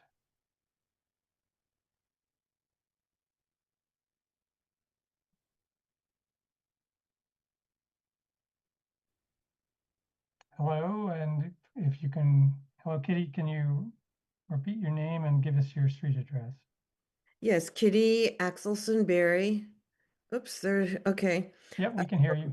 And I live at 89 Stony Hill Road, which is in Echo Hill South, which is part of the East Village. It's a really vibrant area. I do almost all of my grocery shopping here. I use the nail salon, the dry cleaner, the dentist, the tax preparer, the library that's just over the border in Pelham, as well as the car repair place. I take the bus here to go into Amherst for a film or concert, so I'm very familiar with East Village and the historic properties here. And they really add up to something. As Hetty mentioned the word texture, and I think that's a really good word because we all have a very human need for beauty and for diversity and for texture. And I'm talking about diversity of architecture. I would hate to be surrounded by the canyons and the monotony that are created by certain types of development, in particular when it's development for one age group only, as is the case elsewhere in Amherst, in places that were not preserved in what I think and what the master plan calls for as reasonable and historic. I would like to refer you to the town's master plan, which is really reasonable based on in-depth consideration by so many residents with diverse viewpoints. Unfortunately, the implementation committee that it calls for has never been created, so we've been cherry picking from it ever since. But the master plan repeatedly calls on us to honor the historical, cultural character and beauty of our neighborhoods and to protect historic, cultural, and environment areas from, quote, domination by development, and to, quote, emphasize preservation. We have some work to do on preservation of historic properties here. I hope you will vote on behalf of residents in the need to protect that kind of diversity. And in the 3 years or so that Doug Marshall mentioned, that we have plenty of time for this sort of thing, there could be a serious diminution of the lessening of the commercial activity here and the diversity in housing too. If it happens to if we overdevelop like we did in town, to the destruction of commerce in downtown Amherst and the destruction of You have 30 seconds. Okay, and don't worry, if you are familiar with this area, you will realize that there is plenty of opportunity for development and densification all along Route 9, Belchertown Road, College Street, and also Main Street and Pelham Road. Okay, thank you. Thank you. Thank you, Kitty. End All of the right, wire. Pam, next is Steve Bloom.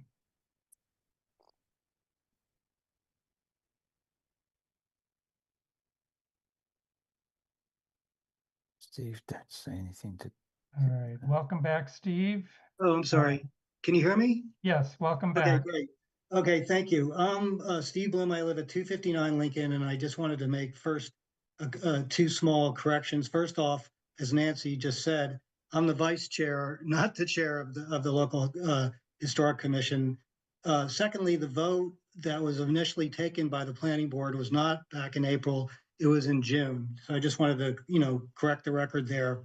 All right, The main thing I wanted to ask is, I wanted to ask Mr. McLeod and, and also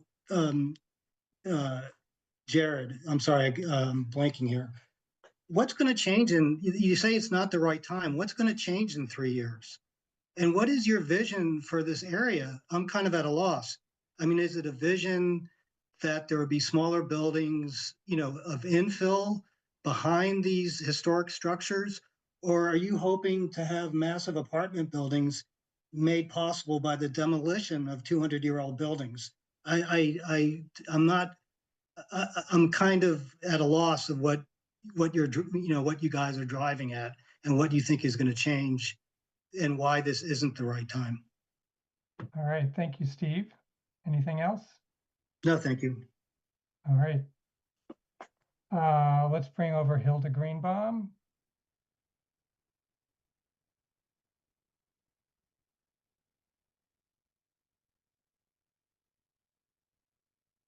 Not Kitty Axelson-Berry.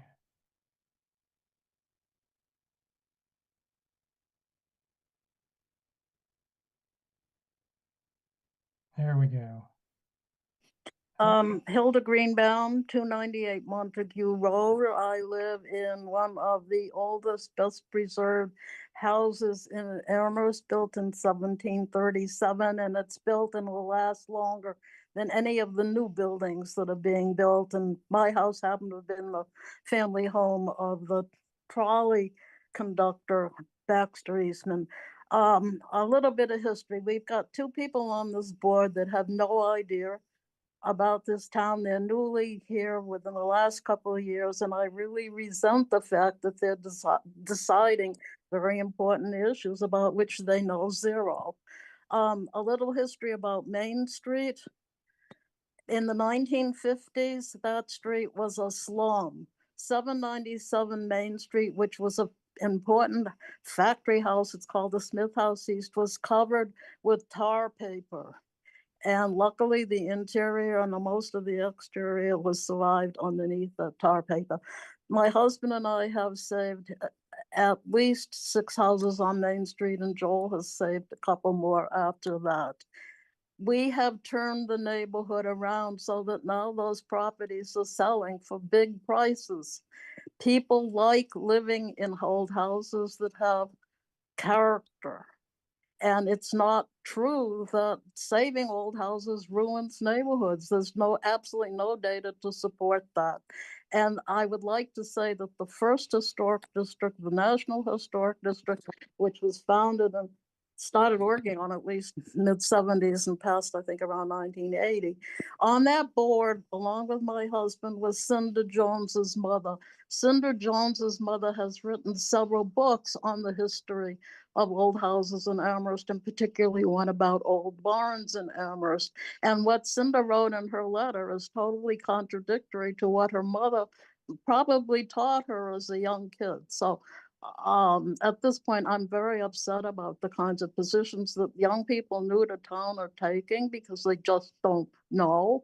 And I'm very angry, and I wish that there could be better support from the planning board, but I don't support a lot of things that you're doing because you just don't know what's in this town, what the geography of the town is, and I'm just very unhappy, and I don't know what to say. But I'm have made my living, and I am giving my money back to the town that helped me make this living, because every time I got a $2,000 job, we bought another old house, fixed it up, and put it back on the market. And now they've become quite valuable, looking at the recent sales. So I think I'm living proof that a lot of the things that are being said by this board just aren't true. So I can't make you change your mind because you're dug in, and that's your problem, not mine. Thank you. All right, thanks for taking the time to come and talk to us, Hilda. All right, Pam, you can move Hilda back when you get a chance. All right, board members, any further comments you want to make, having heard the comments, or had other things come to mind? Roy. I was in Boston yesterday, and as I drove through and went by the old State House where the Boston Massacre happened, it really hit home that preserving some of these buildings is so important. And can you imagine if they had torn that one down? And there's these skyscrapers all around it. And so Elizabeth Sharp made some great points in the meeting last week, and that's one of the reasons that I think we should support this. It's only 22 buildings. I don't hear any of the owners coming and talking against it. And I'd probably feel different if the owners of those buildings came forward and said something to the effect that it was going to affect their property value or something like that. So I'm very much in support of this. I heard Hilda, I knew Ruth Owens Jones and knew the work she did. And I think we need to move forward. And I think Bruce is right. You know, let's put it to the town council and see what they want to do. You're excluding Cinda, right, Roy, from? Well, I obvious- think she's she'll, obviously an owner that did reach out to us. yep, and I think she'll be okay. Okay. Angus. Yeah, just two quick final comments. One, the survey that the Historical Commission did indicated that there were other owners of properties that were not enthused about the local historic designation. The only other thing I'd add is there were others who were in favor of it. So I think, you know, it's there's mixed reception. But the only other thing I'd add is I think it's regrettable when people in town respond to arguments with ad hominem attacks, and I don't appreciate that. I think the Historical Commission has done really wonderful work. I think they're putting forward a really great idea in a lot of ways. It's one that I think as the planning board, we have to balance different parts of the master plan, and local historic designation, local historic district designation is one of those options for historic preservation. There are others. Jara mentioned some of them in his memo, but they're also listed in the master plan itself. Regularly updating inventories, preserving historic properties through direct acquisition, encouraging preservation, restoration, and rehabilitation and adaptive reuse through a variety of financial and other initiatives, tax incentives and abatements, federal funding and assistance, shortened project review time. Anyway, these are all in the master plan. But my point is just that I think it's unfortunate that several times, both in my nomination to the planning board as town council was considering this, and now in this situation, there are people engaging with attacks on character as opposed to arguments. And I've also heard criticisms of the arguments, which I think is very fair. There are different priorities that we're trying to balance here, but the planning board is trying to balance those different priorities, and the Historic Commission is focused on historic preservation, which is their goal, and it should be their goal. And I appreciate them for doing that work. Thank you. All right, Angus, thank you. All right. I guess I will say I enjoy seeing and going by the Noah Dickinson house and the Daniel Kellogg house. I appreciate the architecture and the settings of those buildings. Many of the other buildings don't strike me as architecturally special. They probably are much more special in terms of their history. But just wanted to go on the record that I don't hate old houses. All right, we have a motion on the floor from Bruce. Does anyone want to second his motion to recommend to town council that they adopt this local historic district? All right, I see 3 hands. Jesse, you got there first. Sure, I'll second it. Thank you, Jesse. All right, are there any more comments? All right, then we'll go through. And I think I'll go ahead and start with you, Bruce. I'm an aye. Thank you. And Fred? Aye. Roy? Aye. Jesse? Aye. Angus? Nay. Jara? Nay. And I was a nay as well. So the motion carries 4-3. And Walker, will you be drafting a recommendation memo for me to sign, or how will we convey that to town council? Yeah, I'll get a memo drafted and let you know when it's done, and then you can sign it and move on to the Okay. next steps. All right, thank you. Thank you. All right, the motion passes, and we'll move on to our next item on the agenda. Time is 8:40. We can go to the 5th item, which is the general housing discussion. And first item is to talk about the zoning amendments, Angus, that you, I believe, drafted for us to allow housing in the PRP zoning district. And I don't know, Angus, are you going to lead this discussion, or Walker, will you? How do we want to do this?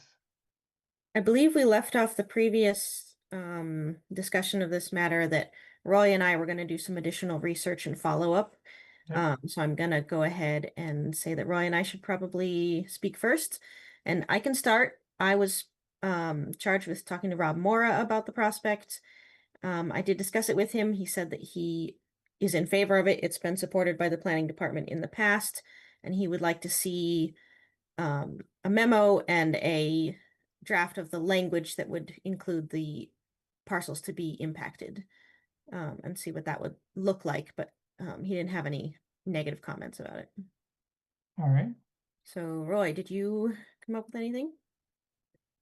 Well, I've spoken to 5 out of the 6 owners of the properties, and all of them are really excited about changing the zoning to anywhere from 55 and over type housing, mixed use, affordable housing, I heard.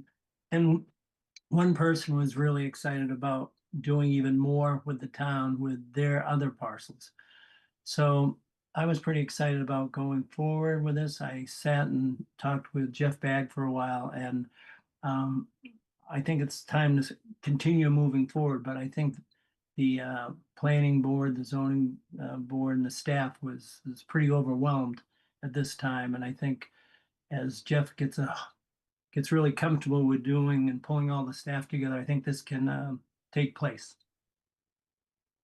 All right. And one suggestion Jeff had, they mentioned to me, was that potentially Roy or Angus, anyone who's interested, maybe draft the memo first time around, and that I can then revise it to save me the time on that. At least I can also take a look at what the zoning language would look like, if anyone's willing to take a stab at that.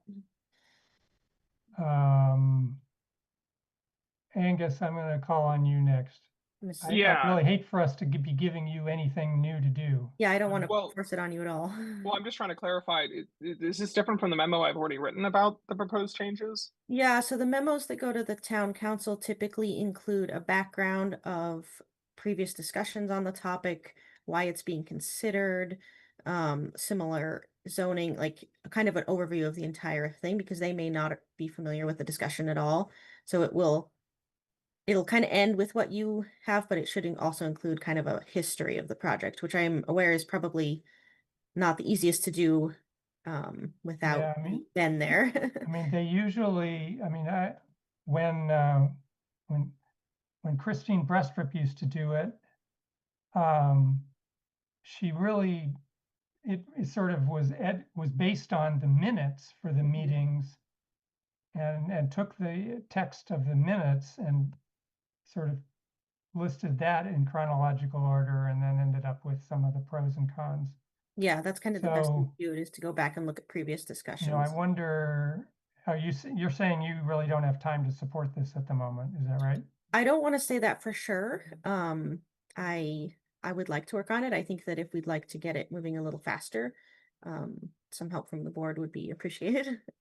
But I'm not so far behind that I can't start taking a look at it. Okay, Roy, I guess I'll call on you, and then we can have a discussion about how we might move forward. 2 things, because Angus started this project. If you could forward any of the paperwork or anything that you have to me, that would be really helpful.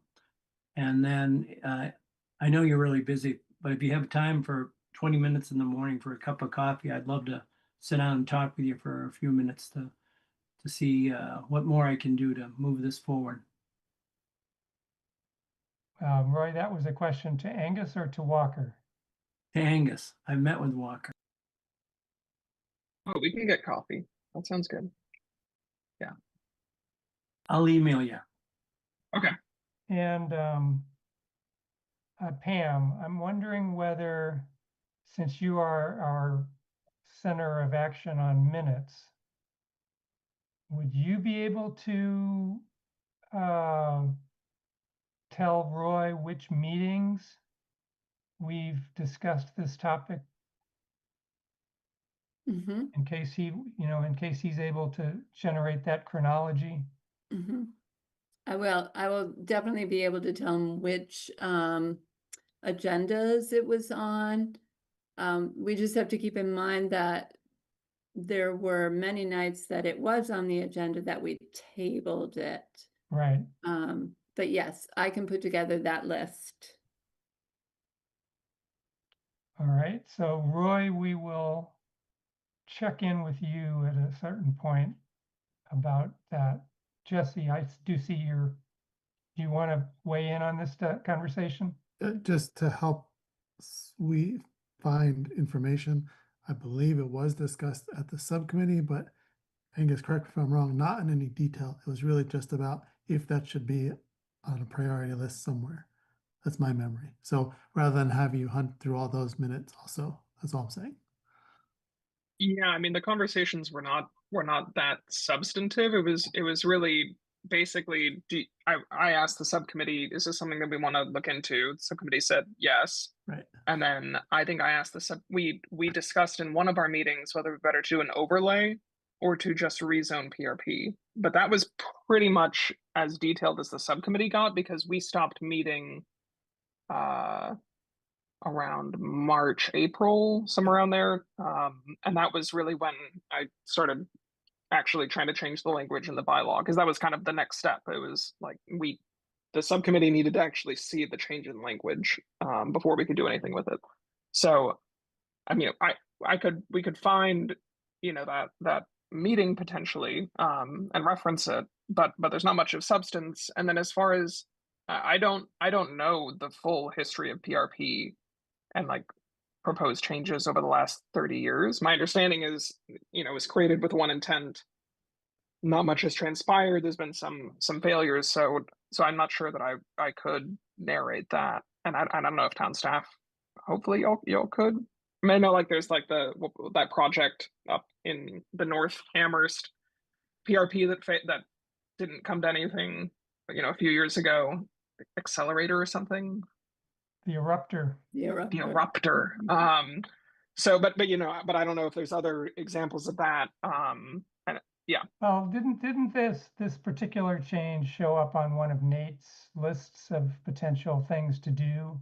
Yeah, I think maybe looking through some of Nate's files would be helpful. And just even if we just gave a brief overview of the fact that this zoning was created with a certain intent in mind and that it appears to not have been particularly successful at achieving might be its enough. stated goals, that might be enough. Yeah, we may not have to do specific project examples. Right. Bruce.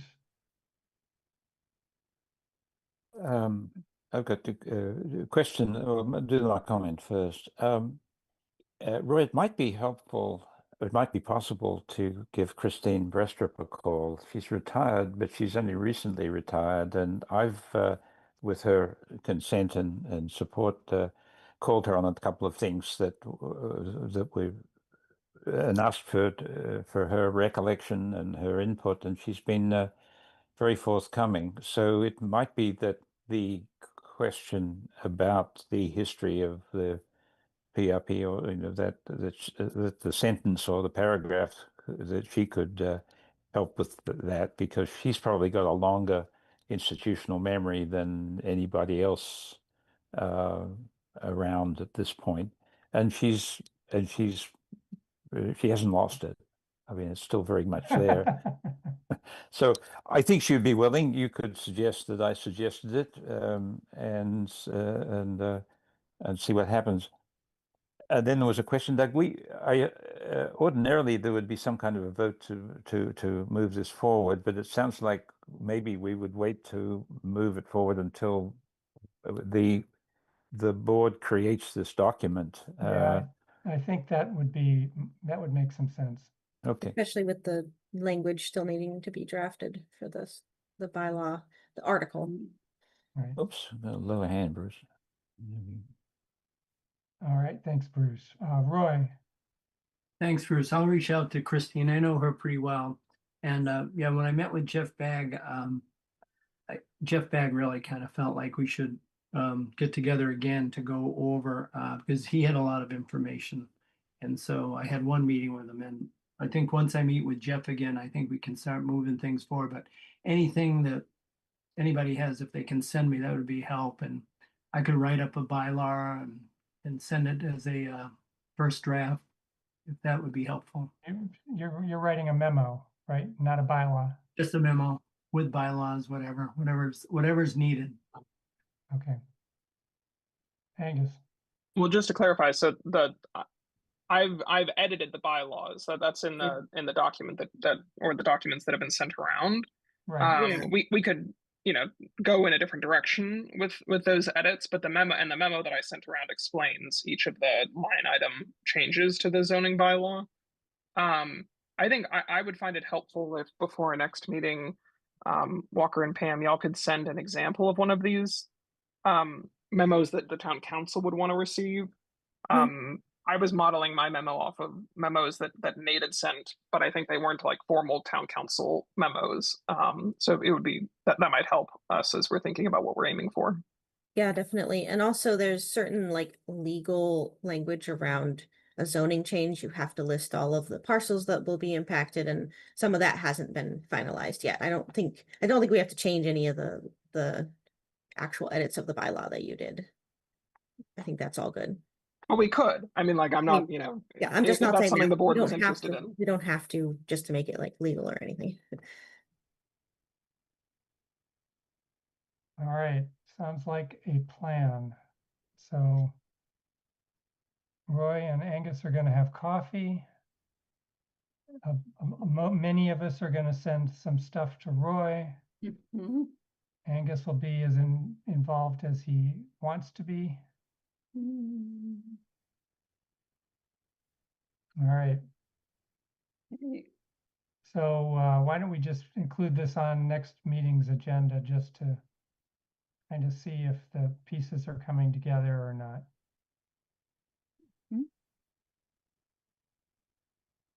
All right. It was not listed, but under general housing discussion, I thought we could have a brief conversation about the ADU situation with the bylaw that we passed last year. I saw in the Gazette that the zoning board did make a decision, and Walker, I wondered if you could just recap what happened and tell us what the next steps are. I'm not sure where where does it go from here? Yeah, I actually just talked to Rob about this today. Everyone's a little bit unclear. It's kind of a unique situation, but we're waiting for the official written decision from the ZBA. So that's the first step. And then they have to have a specific finding, which involves figuring out exactly what they voted on, which I guess in the end of the meeting was a little unclear. So once they resolve that, we're going to figure out what sort of enforcement can be done, and how that's going to impact other projects in town and projects moving forward. And in the meantime, there's almost certainly going to be a proposal to change the bylaw, so that we don't run into the situation again, which I think is going to come through planning staff to you. Okay. Good. Jesse and then Angus. Thank you. Thanks, Walker, for that. I was going to raise this exact issue, and I spent a little time with the ADU bylaw and was going to share and propose some language change, even though it seems kind of ludicrous to me, but maybe that's a little ahead of us. If you're going to work on it, I'll just wait. Yeah, although if you want to send me suggestions. Sure. I mean, it's pretty simple, but Yeah, I don't think it needs to be a big change, but yeah, I'll send you what I did. And all right, of thank course, you. you're the expert. So thanks. Okay. Angus. Yeah, a bizarre hearing, and a bizarre like Kafkaesque thing to be navigating. I guess the only question that I have, I think it's great for us to think about rewording the bylaw. Is the town expecting a lawsuit over this decision? I can't speak to that. I think that probably the person who appealed to the ZBA wouldn't sue the town because they got their appeal was approved by the ZBA, but I can't speak beyond that. All right. Fred. Yeah, as I understand it, the ZBA hearing was, and the issue was an appeal from the decision of the building commissioner in the way that he's applying the bylaw. I was gratified by the ZBA decision. And as I indicated at the last meeting, this is a highly consequential situation and issue. And just in my own neighborhood, the neighbor that has been a friend of my family for 30 years is now moved to New York because of the consequences of the degree of change that has been involved in this kind of construction. And so I take this to some extent personally. I can remember 30 years ago, my 5-year-old daughter discovering that the people who moved in the adjacent lot also had a 5-year-old daughter, and they became best friends forever, and subsequently were maids of honor at each other's wedding and so forth. And because of the way things have gone, their parents discovered that every morning they had to go out and remove beer cups from their front lawn that were coming from across the street. And then when this situation happened, and something very comparable happened even closer, and they realized it was just going to get worse, and they voted with their feet. And as I said a couple of weeks ago, they're now residents of New York State. This is a extremely consequential and very important issue, and I applaud the decision of the Zoning Board of Appeals, and we should support it if necessary with clarifying language in the bylaw. Thank you. All right, thank you, Fred. All right, anybody have anything else on general housing discussion? All right. We'll move on to old business. Time is 8:59. Any old business not anticipated? Nope. Any new business not anticipated? Nope. Form, Angus. I'm sorry, this might have been under old business. I guess I'm curious, especially hearing the Hampshire plan tonight. There's so much on the planning department's list of things y'all are working on. The downtown design review standards, Hampshire, the commercial strip on College Street. So I guess I'm curious. I don't think it needs to happen in this meeting, especially because it's late and I'm sure we're all tired. But I'd love to get a sense from y'all maybe in the next meeting about how y'all are thinking about all the different things that you have cooking, and balancing, prioritizing, if we're still on track with the design review standards, or if that's just kind of been paused as we shift to Hampshire, which is more time sensitive. Anyway, I'm just curious about that, but it doesn't have to be tonight. I don't need any answers tonight, just wanting to know more. Yeah, I can come back with some thoughts at least. And deeply appreciative of y'all for everything you're doing. It's a lot on y'all right now. Thank you. All right, so maybe Walker, let's put that on the agenda for next time, whether it's its own item or just a report of staff. All right, any Form A&R subdivision applications? No. Okay. How about upcoming ZBA applications? Anything we might be interested in? I was supposed to talk to Jeff about that and I hadn't gotten to it, so I'm still not aware of any. Okay.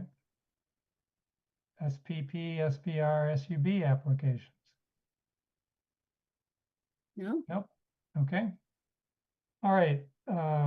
Committee and liaison reports. Bruce, anything for PVPC? No, there was a meeting, but my Zoom meeting crashed and I couldn't get back in. So, and it happened at the very beginning. Sadly, something must have happened, but I don't know what it was. Okay. Mm. All right. Roy, have you started meeting with CPAC? No meetings yet, but who is the liaison? Who's the staff person for that committee? Leah Carver, the accountant. All right. I'll reach out to her to find out when.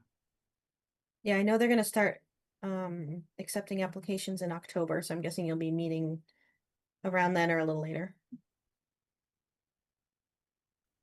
All right. And then I haven't received official notification or that I was appointed to the design review board, but I did talk to Angela today about it, though. It is in process. Okay, well, I did get invited to their meeting last week. And the agenda was one set of signs on a bank building along Triangle Street, which was pretty straightforward. So that's all I have to report for that. All right, next item is report of chair. I really don't have anything to report. Walker and Pam, anything for report of staff? I don't think so. No? All right, anybody else have anything they want to say before we adjourn? All right, well, time is 9:03 and, oh, Angus. Doug, sorry.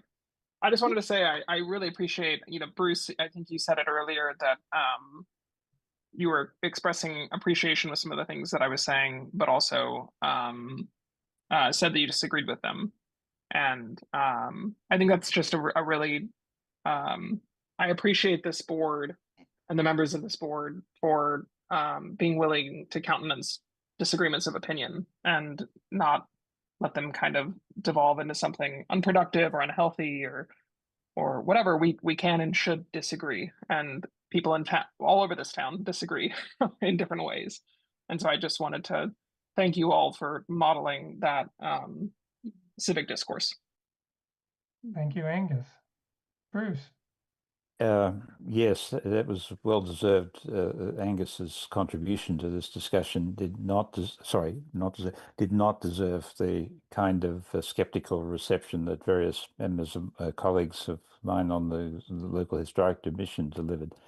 And I'm trying to help them think and behave better. But what I put my hand up for was to say that the work that Angus did in digging around and then forwarding stuff for me for my opinion, I think I copied Walker with the reply that I made to Angus. And then within a very short time, I got an equally thoughtful and thorough evaluation of what Angus had written and what I had written, which was nowhere near as thoughtful. And so between the three of us, in the course of a short period of time, a fair amount of light and a very little amount of heat was put onto the subject, and frankly, that I will try and bring my commission colleagues to understand that whereas the planning boards may not have its primary purview in the work that the local historic district commission does, when we turn our attention to things, we do it diligently, and I really want my commission colleagues to understand and appreciate that, and that will be something that I raise, probably not on the agenda, Walker, but in some way will try and communicate that to the commission. I mean, essentially, the vote was turned around, but it was 3.5 to 3.5. Or maybe, Roy, your on the fence comment moved slightly in the latter part of the meeting, but essentially, this board is constructively skeptical of the situation, and the vote reflected that, and that is probably probably not going to have much effect on the town council. I think the council is going to make its own decision, and I think if the local historic district commission doesn't behave a little better, they will be shooting itself in the foot, and I think we have to help them, Walker, understand that. That's All right. it from me. All right, Bruce. Any other last words? All right. Time is 9:06, and I guess we are adjourned. Next meeting is in October, or is in September, right? Does anybody remember the date? It's a second, Pam? 2nd of September, okay. It is the second. All right. All right, well, enjoy the rest of the summer, and we'll see you in September. Thanks, everyone. Good Bye. night.